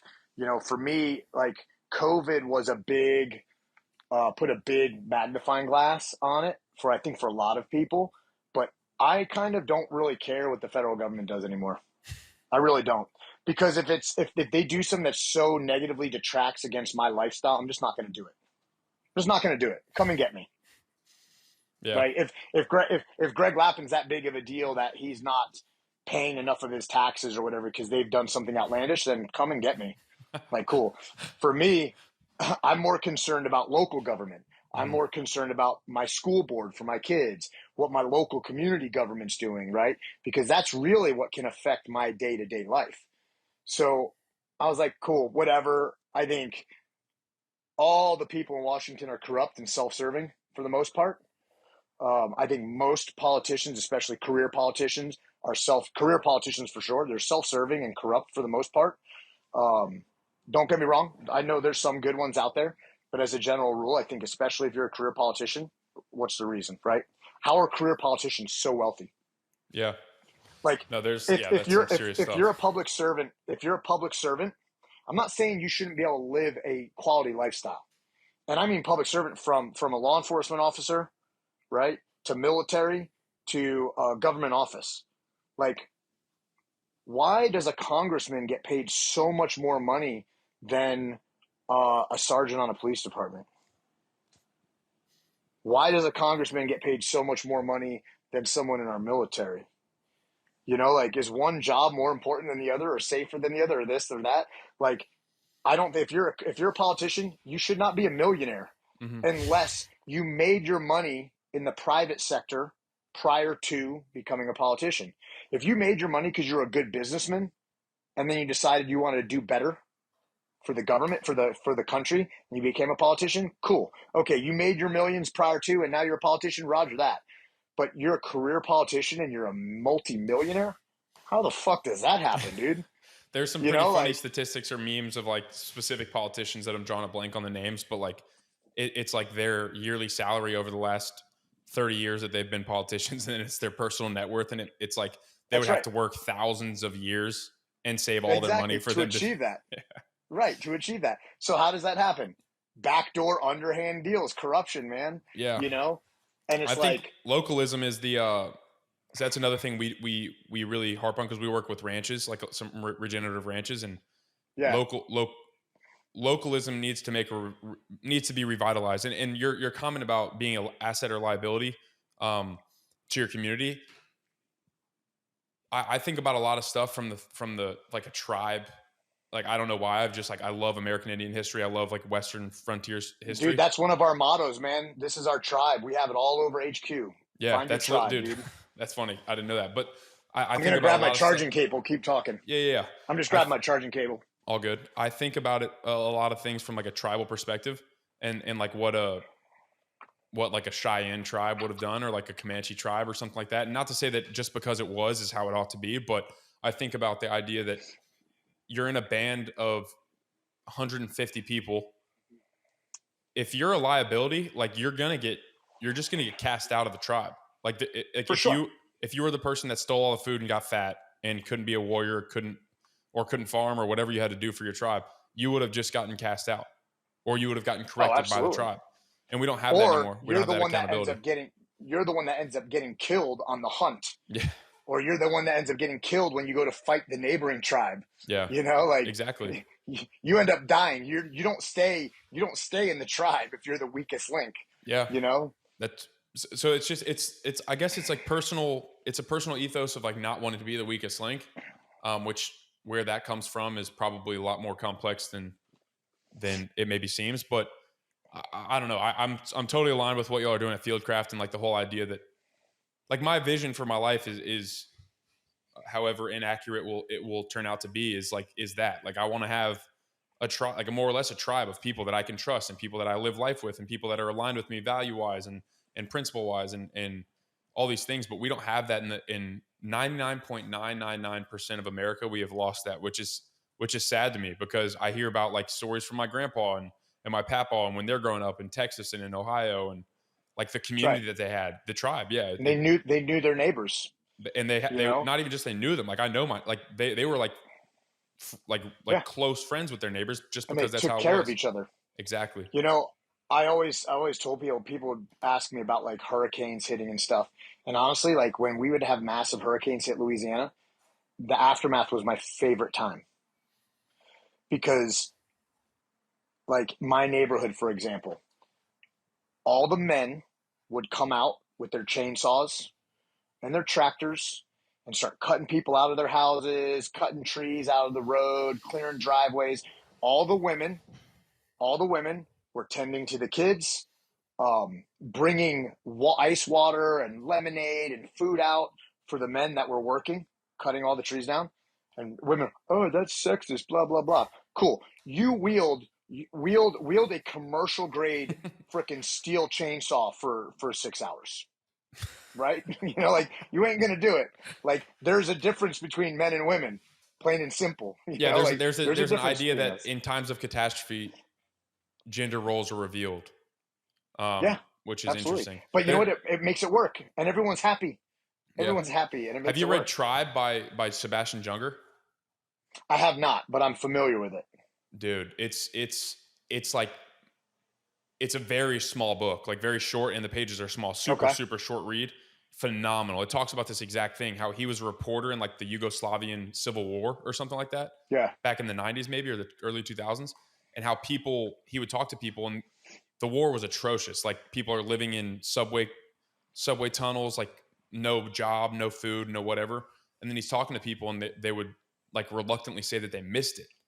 And he's like, how could you possibly miss that? And it's for the same reason, because then there's the tribe comes together. People come together and actually help. They actually live to help each other. We need to bring that back. No, we've got to bring it back. And it's awesome. You know, and that's kind of one of the things, you know, for Mike Glover, you know, that's one of his big things. And, you know, it's like you leave the military or you leave law enforcement, if you don't join a jiu-jitsu academy or a gym, CrossFit gym to an extent, you don't have a tribe. You don't have a tribe. You go to your job, you leave your job, you pull into your driveway or parking garage, you go into your house or your apartment, you don't see your neighbors. People order food on Uber Eats, you know, contactless delivery, you know, like all that shit's bad for us. There's an awesome podcast called The Happiness Lab. Check it out. The Happiness Lab. And it's from a Yale professor. And she talks about the actual science of being happy. And one of the worst things that's happened to our society is all this contactless delivery and to-go stuff. And it actually all started, the first episode that I listened to about this was the development of the ATM. And you would think the ATM, man, how great for our society, the ATM. You don't have to wait in line at the teller anymore just to get money, right? You just go to the ATM, put your card in, plug in your code, money comes out. Now we don't even need ATMs. We have Apple Pay. We just tap our phone on something, and right? The problem is that one of the best ways you can increase your happiness is by having conversations with strangers, believe it or not. And that's whether you're an extrovert or an introvert. If you have a conversation with a stranger, it actually gives you a dopamine release, and these small little dopamine releases. So by waiting in line for the ATM, for the bank teller, you're in line with other people. You can have a conversation with the person in front of you or behind you in line. Then you walk up to the bank teller, and she smiles at you, and you smile back, and you have a little conversation. You get your money, and you go on your way. But you just interacted with multiple people. Did it take extra time? Yeah, it took extra time.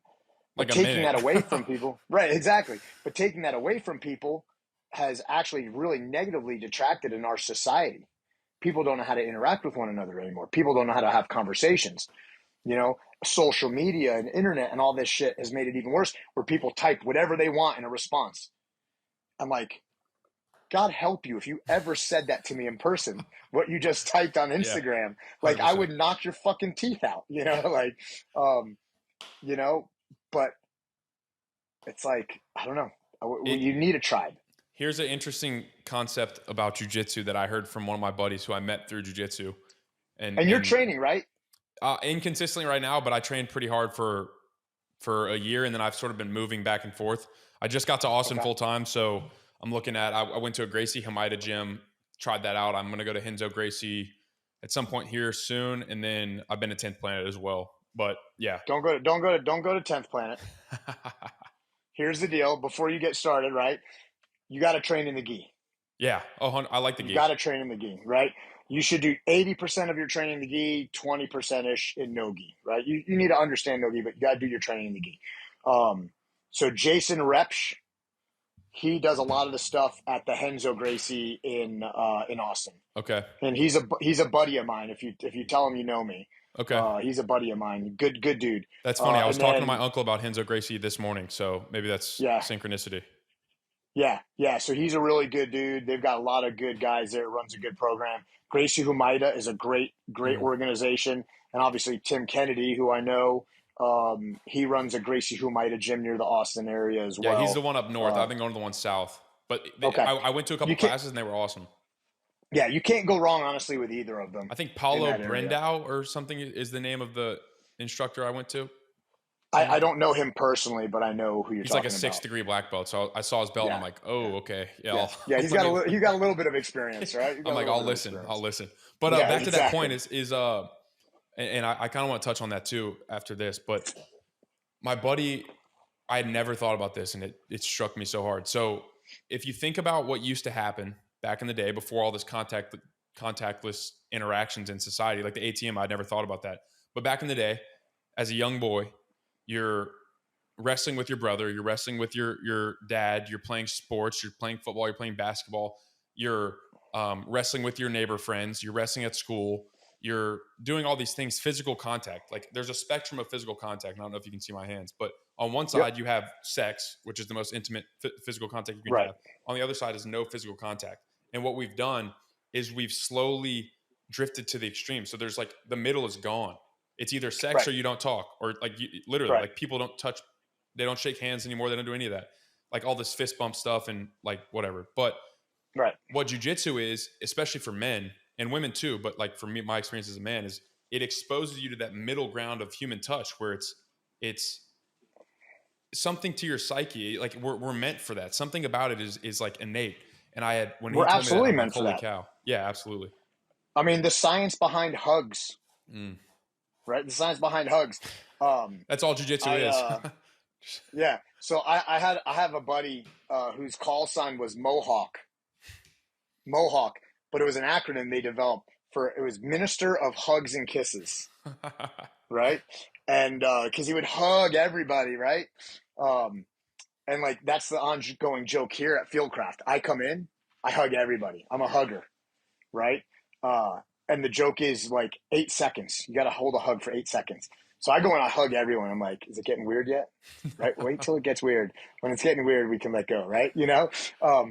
But it's actually scientifically proven that hugs make you happier. They make you feel better, no matter who it's from, right? Mm-hmm. No matter who it's from. You see someone having a bad day, someone fucking down. Hey, man, how's it going? What's the matter? Dude, give me a hug, bro. You know, like, nobody does that shit. But, like, that would change that person's day. guaranteed, I guarantee you, it would change that individual's day. They might walk away and go, that dude was weird, Yeah, but like, I guarantee you they're happier than they yeah. were. Guaranteed, There, but there's you're an right. We interest. don't do that in society. There's an interesting. As far as I understand it, dogs too. This is super cool. Unless I'm completely mistaken, but I'm pretty sure I'm not. That we have oxytocin, which is like the love hormone, like sort of these Yep. hugs. That's probably what's happening is we're releasing oxytocin. Yep. When we pet a dog, we release oxytocin, and as far as I Yeah. understand it, they release the exact same hormone. And Oh yeah. that's a cool thing about like a dog relationship. But you think about this, people do that with dogs. People will have a dog and interact with their dog more than they'll interact with humans. Yeah. Which I'm is not how guilty of it's that supposed because I like dogs better than you. well, that, I mean, if you see Lily, like that's how Lily is. Lily is like, you want to talk about like that dog loves. That dog loves, yeah. man. Like, and she's rad, and that dog would do anything for me. That dog would, attack a dude with a gun like without even a second's hesitation for me. And it's not that they don't understand the fear quite so much, Mm-hmm. but like they do know the threat. Yeah. And she would like, boom, she would step in front of it for a second in a heartbeat. Well, that's the cool thing. I mean, and I think sort of like to pick up on the jiu-jitsu conversation, I'm curious what's like y'all's philosophy, or like what's the guiding value or principle of what y'all are doing at Fieldcraft in terms of jiu-jitsu? Because y'all didn't have jiu-jitsu prior to the new HQ, correct? Correct. No, Mike brought me in specifically to open up the academy here and run that. And the reasoning behind it, Mike and I are talking, and like for us, jiu-jitsu, physical fitness should be the ground foundational level of preparedness. This vessel that we were born into, right? This is our Mark One, motto Mark One weapon. Our body and our mind is our primary weapon system.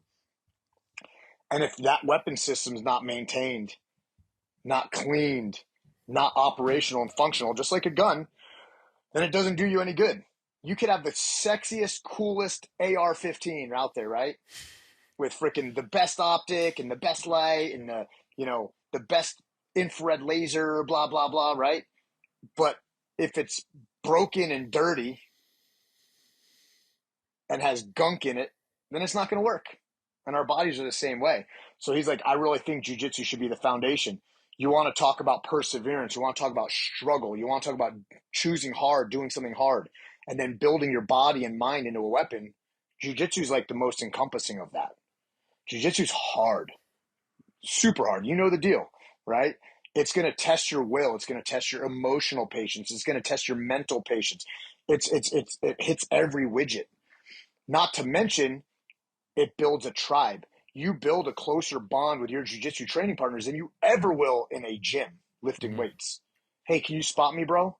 Cool. That dude spots you. They're not laying on top of you trying to choke you to, Yeah. And then when they choke you and you tap, right? You tap, he lets go, he saves your life. You admit that you're about to get choked out. He saves your life by letting go, and then you hug and go, man, that was awesome. Slap and bump again. Yeah, you're like, hey, right? like what'd you do right there? You learn from it. Yeah, totally. That's right. So now you're getting validated through the struggle, and you're persevering through the struggle. So like for us, we're building a tribe. It's all about tribe. We've got everyone from 50-year-olds in here to, I mean, we obviously have a kids program, but in the adults, like our youngest in the adult class is a 15-year-old girl. Nice. Our oldest is a 51-year-old guy. I have big guys. I have little guys. I have little tiny girls. It's like we all take care of each other. Like when I'm on the mat, like one of the things I preach, and like all my students know this, and if we have a seminar or we bring in outsiders or we're having an event, I make a big speech before we get started. Guys, we're here to take care of each other. I want you to grind. I want you to try to win your round, but we're training partners, not opponents. So we don't train so hard at the expense of the safety of our training partner. That doesn't mean we don't get down and grind. That doesn't mean you may not end up with a split lip or a black eye or cauliflower ear, right? Cool. Yeah, that's good. But if you're malicious in it, I'm going to step in. Mm-hmm. And then my other speech is, guys, there's only two sexes. Believe it or not. Despite what social media says and politicians, there's only two sexes. There's men and women. And there is a fundamental difference between us. We're not equal. We're not equal. Equal means the same. We're not the same. If two guys want to go in the corner, you and another young guy want to go in the corner and have a sparring session around like it's the finals of worlds and beat the shit out of each other, cool. That's on you guys.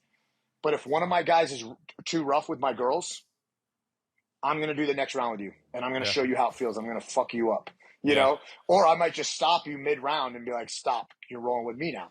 And I'm going to fuck you up, you know? Because I don't want you to like roll over for the girls. Don't be a wet noodle and let them do whatever they want. Show them jiu-jitsu works, but be polite about it.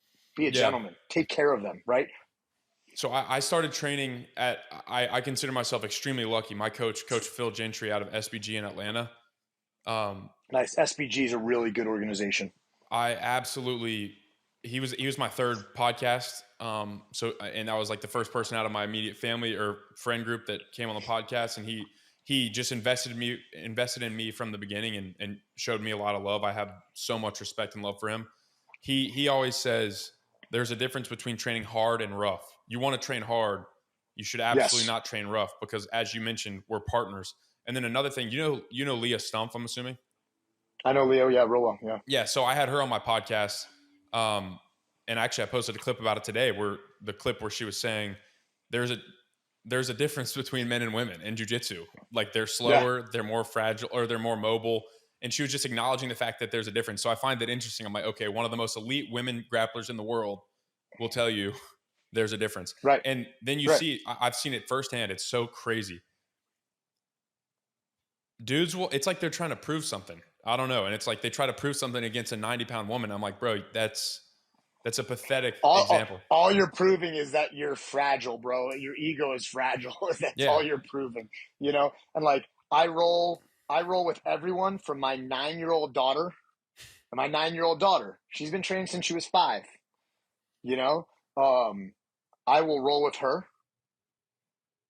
and I will give her a hard round, but I'm going to match her weight and her pressure and her strength perfectly and play with her and move around with her. Right. And I'll roll with some of my 120-pound females, and then I'll roll with my 300-pound dudes. Yeah. You know, and like, I'm going to give you what you give me. Right. And I'm going to match or maybe just slightly dial up your level of intensity and strength and power. Cause I want you to know that jiu-jitsu works. There's a funny thing. There's a funny thing with folks, and I see it a lot mostly prior to purple belt. Once guys get their purple belts, they kind of get it. But like, you can't let a white belt or a blue belt, especially as a black belt, you can't let a white belt or a blue belt pass your guard. You can't let a white belt or a blue belt sweep you or take your back because they don't know that you're letting them do that.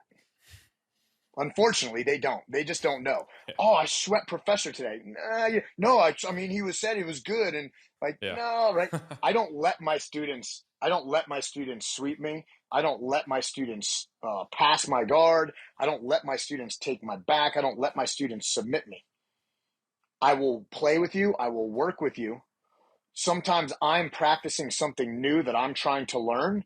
And if you pass my guard, you did it legitimately of whatever guard I was playing. Now, it's maybe not my A game, right? But I'll never let my lower belts win.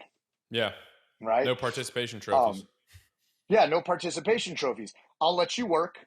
I'll see what path you're going, and then I'll shut it down and defend it. And then I'll let you work a little bit more, and then I'll shut it down and defend it, right? And I will always try to beat you. But again, there's a difference between training hard and training rough.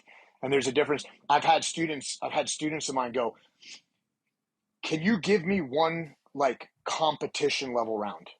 Can you give me a competition level round? I said, no, I can't. I can't give you a competition level round because not that I'm going into a competition maliciously to hurt someone, but when I go into a competition, especially if I'm not paired up with a teammate of mine, I am going there to win, pretty much at any cost. And if that person gets injured during the exchange, then that's on them, right?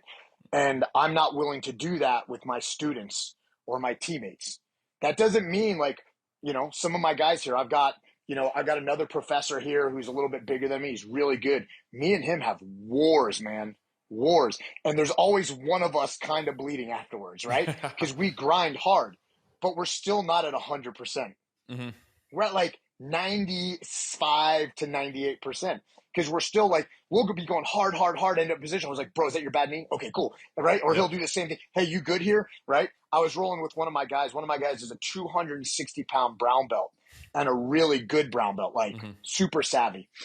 And I do this thing when I'm passing half guard, and I'll put my forehead underneath your chin and jaw, and I'll start lifting up with my head. And I put my forehead there, and I'm holding him, and I set my forehead underneath his chin. I go, hey, bro, I'm sorry about this. like he goes, you're good, man. You're good. Go. And I just slowly put, and we're going hard, and we're being kind of rough with each other. But we also know he's a 260-pound brown belt. He can handle it. But I'm still not being malicious, Yeah, it's so important. And I just have to say this because, so I'm 6'3", 235. I'm a bigger dude. And I've gotten legitimately manhandled by a 150-pound black belt. And my coach Phil, walks around probably like 175, 180 maybe. And I never even got close to tapping him out, even remotely close. I never got, it's one of those things I always tell people, like, I'll roll with, I have a blue belt, so I'll roll with a white belt, and I'm generally bigger and more athletic than most people that I roll with, frankly. Yeah. And so I'll roll with the white belt, and I'll be like, okay, I'll start thinking about offense. I'm like, okay, well, let me think about this submission, this submission. Blue belt, same. Purple belt, depending on the purple belt, I'll still be thinking about offense. Brown belt, it's like, very rarely. I have never once thought about offense while rolling with a black belt. It's literally like, oh, what's he doing there? Give me off that. And then he's doing something. Give me off there. Give me off. And then all of a sudden I'm tapping out. And I'm like, fuck, I need to get better. But it's it's such a beautiful journey. I absolutely. So for me, baseball, like I stopped playing baseball. I wanted to play professional. I played in college. Spent like 20 years doing it, and it was my physical outlet and like my focus outlet, really. And I didn't have that thing. And I kind of heard, honestly, like I heard Tim Kennedy, Jocko Willink, Joe Rogan, Andy Stumpf, all these guys that I listen to, like, talk about jiu-jitsu. And I'm like, dude, I just need to try it. And I say this all the time. I have never felt more dumb in my entire life than my first jiu-jitsu class. Seriously, I had like you're telling me how to fall? Like, what do you mean? I know how to fall. A shrimp. What the hell is a shrimp? But then you keep going, you keep showing up, and sort of in the spirit of that statement, like, what would your advice be to somebody who's walking into their first class at Fieldcraft or any gym? Like, what would be your advice to the first time jiu-jitsu person? Don't show up with any expectations. Just show up. Listen to your coaches or professor. Don't try to win. Just try to learn. Don't try to win. Just try to learn. After you've been there for 6 months and a new guy shows up, okay, now you can try to win with that new guy, And I see it all the time because I have these young athletic guys. I got a couple of young athletic guys here. And I'm not a big dude. I'm like 183 pounds, 5'9", 183 pounds. And they cannot grasp how I can literally do whatever I want to them without breaking a sweat, without raising my breath. I'm talking to them. I'm knee riding them, knee on belly, whatever. And I'm looking around and coaching other students, and they're like, this is so insulting. Like, like I'm bigger than you, or I'm stronger than you, or I'm heavier than you. Like, I'm doing what you taught me today, but it's not working on you. And I go, it'll never work on me, bro. It's never going to work on me. Yeah. Like, no offense, but like I've been doing this for 18 years. Well, yeah, no offense. It's like, that's the point. Like, you have 18 years of That's right. If it worked on me, I wouldn't be wearing a black belt, or you wouldn't be wearing a white belt if it worked on me. That's the beauty of jiu-jitsu, And because look, there are black belts that do the same thing to me. Yeah. Like I got a couple buddies that are my size, but they've been black belts for 15 years. They've been black belts almost as long as I've been training jiu-jitsu total. And they've been black belts that long. And they literally do whatever they want to me. And I'm like, I'm a decent black belt, right? I'm pretty athletic. I'm pretty strong. Like, I don't understand jiu-jitsu, apparently. I don't understand. I still, like I'm a black belt. I don't understand jiu-jitsu, bro. But that's the beauty what of makes it. it so cool. That is the beauty. That's what makes it so cool. It's like, I tell guys, like, you'll never be good at this. And I don't mean you individually. I mean, like, there's so many levels to this. Like there's always going to be someone that's literally just going to destroy your soul, and you're going to go, "What just happened?" Like I thought I was pretty good at this, you know. But that also checks your ego. It makes you vulnerable, you know. Like some of my therapists, and I've been seeing a therapist for a few years now, and he's just a godsend. He's amazing.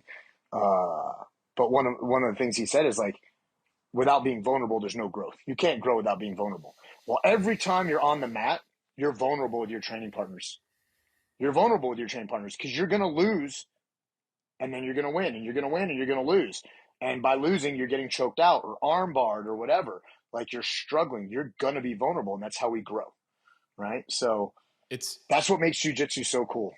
It's death to the ego by 1,000 cuts. I heard Lex Friedman talk about this, who's a black belt as well. He's like, yeah, throughout your, I mean, I don't even know the numbers. Like, so to get a black belt over, let's say 10 years, 10 years, you're probably tapping out thousands of times, maybe tens of thousands of times.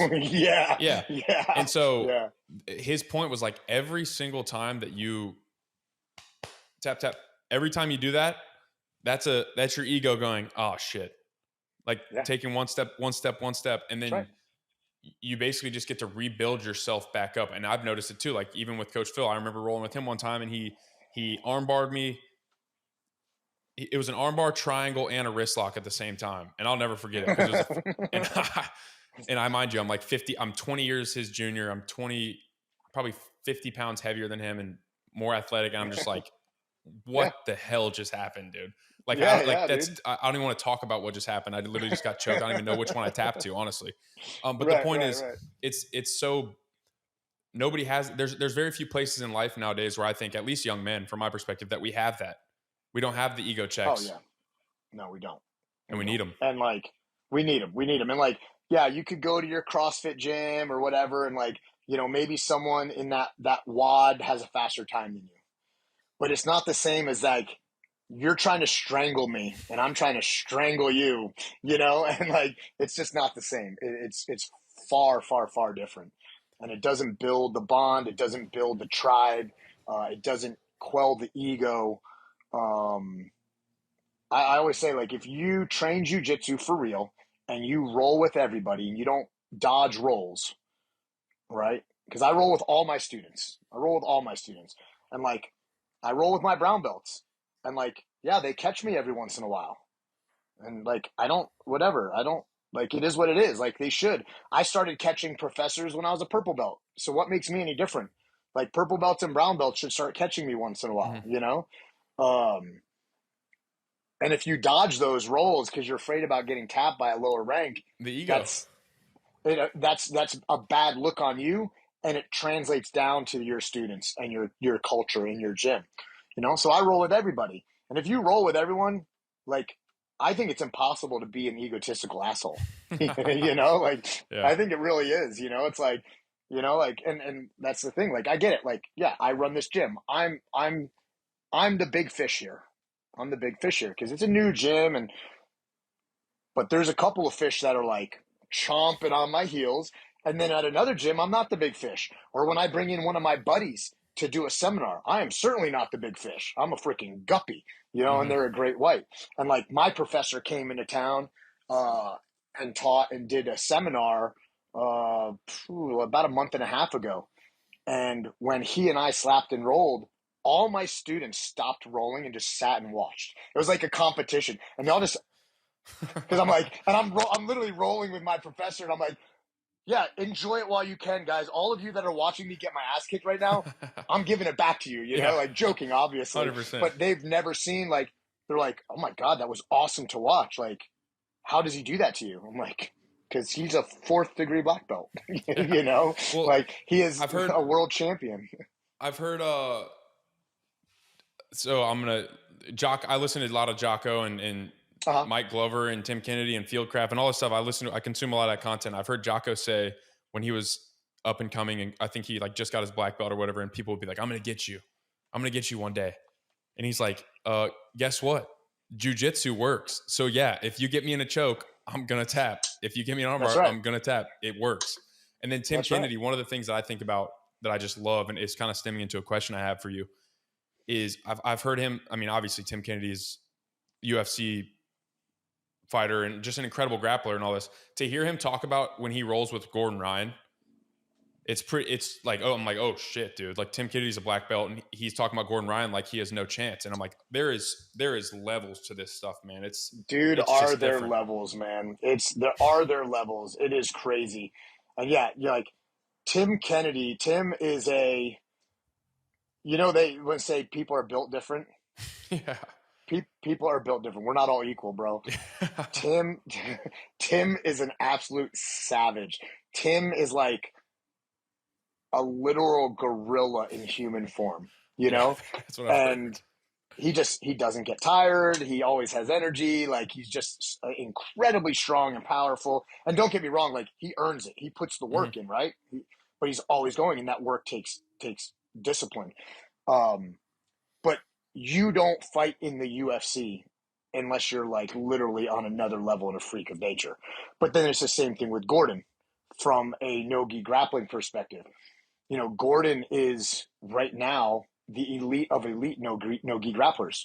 You know, I'm friends with Marcus Buchecha, if you know who Marcus Buchecha is.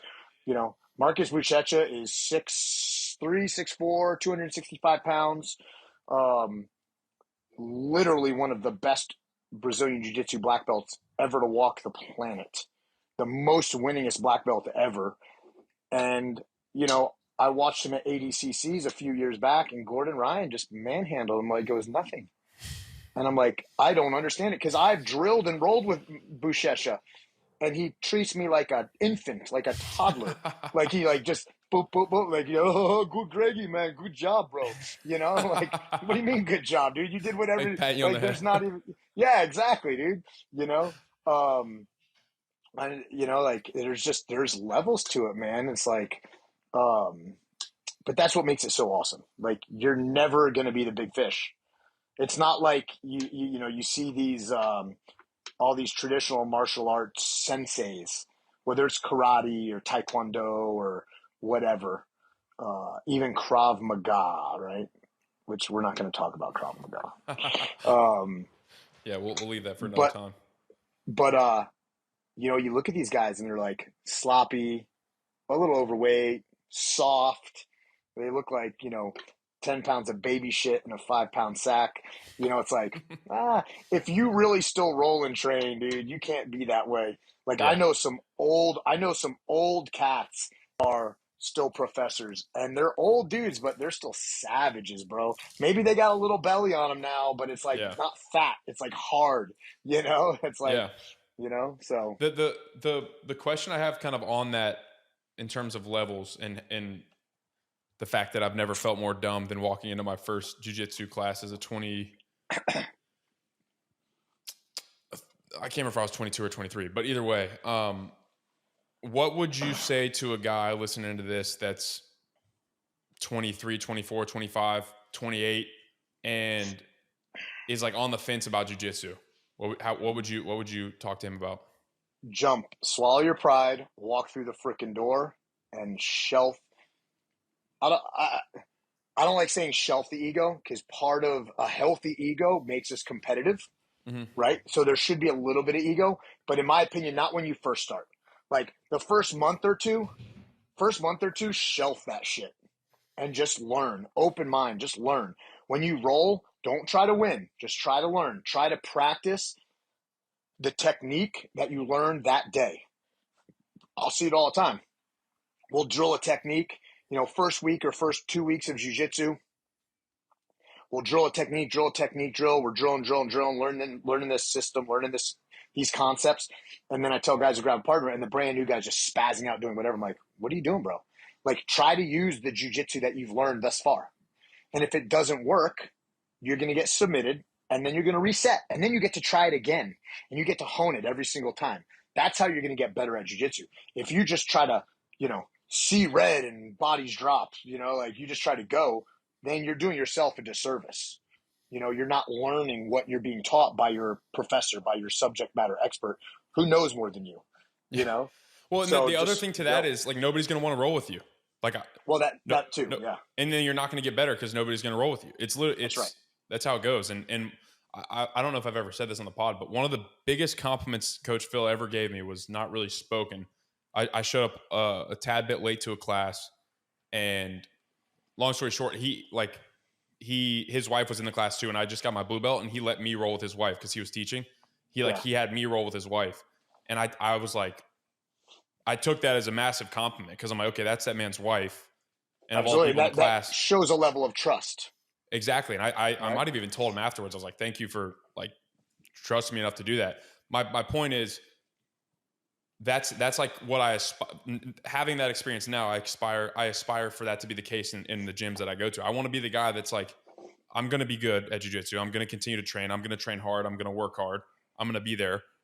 But I don't want to be the guy that, everybody's like, fuck, no one asked me to roll. Like, I want to be the guy that's like, yeah, let's fucking roll. I know it's going to be good roll. It's going to be hard, but I'm not going to get my Achilles tendon popped, Right. Yeah, that's right. No, and absolutely. And like, that's my thing. Like, if you show up to my academy as a guy, there is a vetting process that is unspoken, but there's a vetting process that you're going to go through that I'm going to watch you before I allow you to roll with my girls. Mm-hmm. And I've done it before where it's like, all right, grab a new partner. Let's get ready to go. And everyone's grabbing partners. And it's like, I'm like, nope, you're not rolling with her. Hey, switch with so-and-so. You roll with her. Right. Yeah. And I'm like, nope, you're not allowed. I'm straight up. I'm like, you're not allowed to roll with any girls yet. I'm like, you get what you get with me. I'm very upfront. You know where I stand. You know what you're getting. And I said, it's nothing personal, but you haven't graduated yet. You're not vetted yet. You don't get to roll with my girls yet. And I've got to maintain that. I've got to maintain a safe and healthy environment. And it's not because they're creepy. It's just they don't have that dial yet. They don't know how to be easier. They don't know enough yet, right? So that's something that I've definitely got to manage. Yeah, and that's better for them in the long run and better for the women as well. It's absolutely paramount for the women to continue to show up. And that's what me and Leah talked a ton about in our conversation, is just like the importance of ladies programs and like the nuances of all that. But I think that's great advice. Just walk in the door. There's a quote about an ego. It's the ego is a good servant and a bad master. So it's not something to neglect. Dude, I like that. I like that. Yeah, it's a tool in the tool belt. It shouldn't be the project. It should be a tool to help you, And for jiu-jitsu, I literally, in my life, in my 24-year-old life, there has not been a better tool thus far to manage that ego than getting smashed. 100%. And it's like walking through the door the very first time is probably the hardest part. Getting on the mat, getting on the mat the first time is the hardest part. Coming back the second time is the second hardest part. If you can get past those first two training sessions, you're kind of off to the races. It's crucial to have an open mind. It's crucial to set your ego aside. And what do they say? A white belt is a higher rank than sitting on the couch. That's true. You have to get a belt. Yeah. That's white belt's a higher rank than sitting on the couch, dude. So it's like you got to start somewhere. I love it. Some of my favorite people that I've rolled with or met with are the middle-aged adults who don't, like, for me, it's like I need to have my physical outlet, whatever it is, whether it's the gym in this season of my life, jiu-jitsu, all this stuff. I need to have my physical outlet. But like a middle-aged parent who's got a job and they're showing up to a 12 o'clock class and they've been a white belt for 14, 16, 18 months, but they're still showing up. I'm like, dude, I got so much freaking respect for you and just that mentality. I absolutely love it. Yeah. I mean, as a general rule with me, you'll be a white belt for 2 years. Nice. With me. You'll be a white belt for 2 years. There are outliers, right? There are other circumstances. I have given blue belts out prior to 2 years, but very, very few. I think I can count 3 people that I've given their blue belt to before the 2-year mark. But that doesn't mean you're not getting better, right? And like you roll with some of my 2-3 stripe white belts, people come to my academy and go, holy shit, what are you like teaching these guys? Because I think there should be a certain level. And I'm not sandbagging, but like I think there should be a certain amount of time and level. And that being said, like, I've watched guys even in the 6 months that I've been running this academy, 5-6 months I've been running this academy, like it changes people. People start looking different. People start walking different, you know, and it's awesome. It's awesome. I actually, It builds that tribe. that's so crazy. I literally wrote something earlier today, like about jujitsu and martial arts in general, and how you walk differently knowing that that you've cut off the blood to somebody's brain, but you also walk differently knowing you've been manhandled by a 150-pound black That's belt. right. Like, it's the That's right. dichotomy. You walk differently in both ways. It's That's fully right. transformative. It's awesome. It's completely transformative, and that's good. You need, this is one of the misnomers in jiu-jitsu for anyone who's starting new. You get a lot of these young athletic guys like yourself, and it's like, well, I want to roll with the higher ranks. I want to roll with the higher ranks. I want to roll with the higher ranks. Sure, good. Yes, you need to once in a while. You need to feel what jiu-jitsu is like from a higher level and get beat up a little bit. But you also need to roll with the people that are newer than you and not as good, because that's where you can start stringing your attacks and practicing your techniques on. Because, like, if you roll with me, you're not going to practice anything.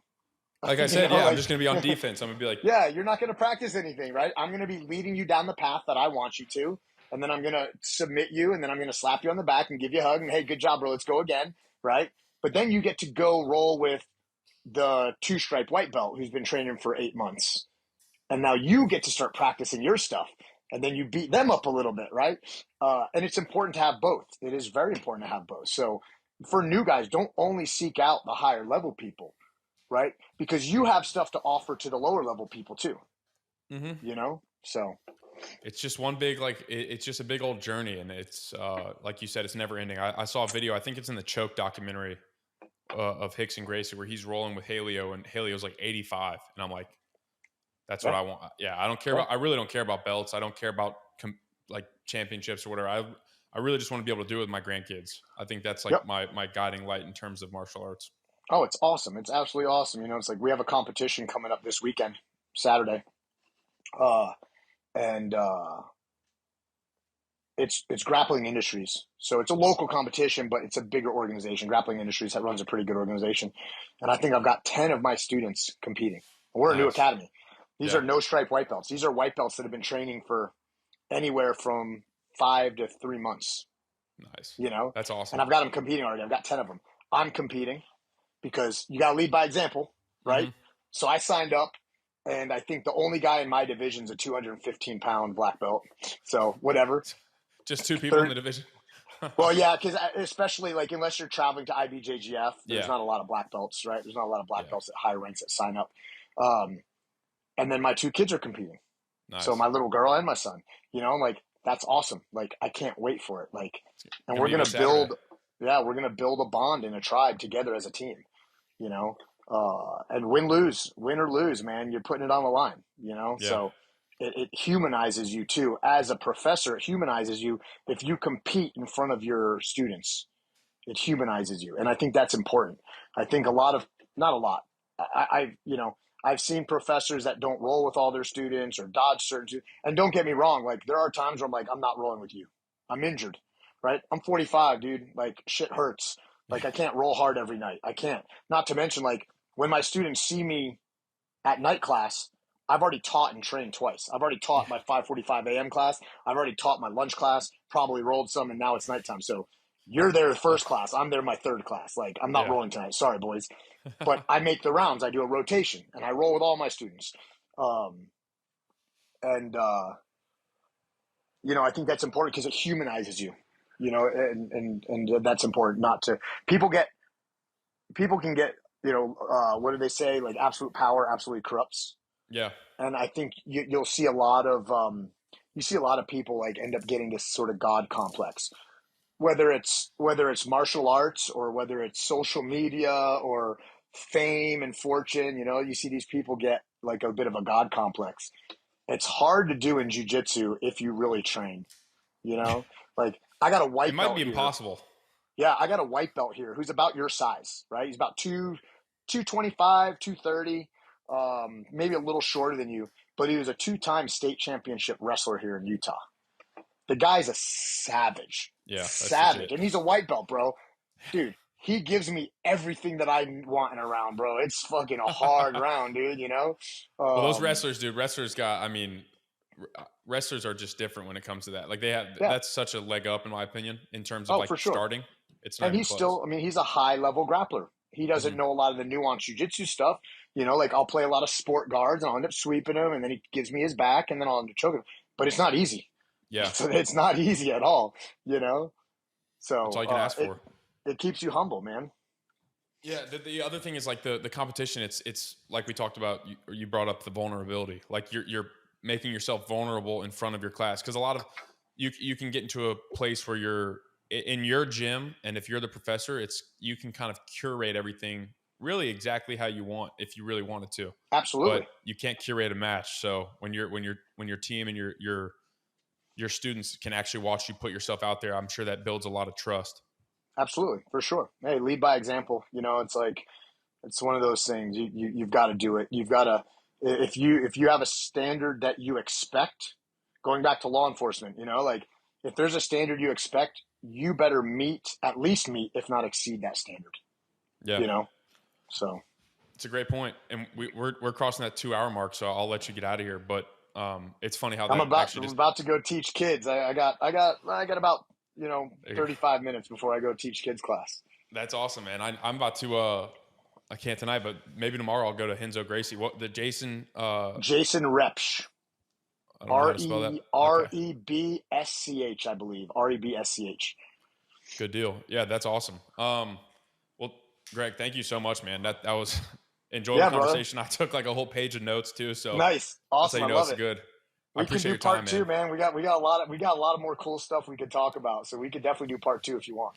100%. Well, what I really like to do is I'd probably say 35 out of the 67 podcasts I've done have been in person. So what I always try to do is like round two or round three, I try to do as many in person as I can. So maybe I love in person. I'd prefer in person. And like I've got friends down in Austin. I can yeah. come down there and see Tim. Maybe go to see Jason teach a seminar, and we'll do a whole big thing. Yeah, that's also I've never traveled for jiu-jitsu before, but when I had Leo on, I got to go up to Kalispell and Oh, nice. do it up there, and I got to do a class with her, which was super cool. So I love doing that. So maybe one of these days I'll make my way up to Provo and That's head to it. Fieldcraft HQ. Dude, come on. You're a young single guy. Come up here. We can use our podcast studio here at Fieldcraft because we have our podcast studio right here at Oh hell yeah, headquarters. And come train, do some shooting, whatever you want, man. that'd be awesome, man. I can't thank you enough, dude. This has been awesome. I really appreciate it, Greg. Yeah, likewise, bro. I appreciate it, dude. Yes, sir.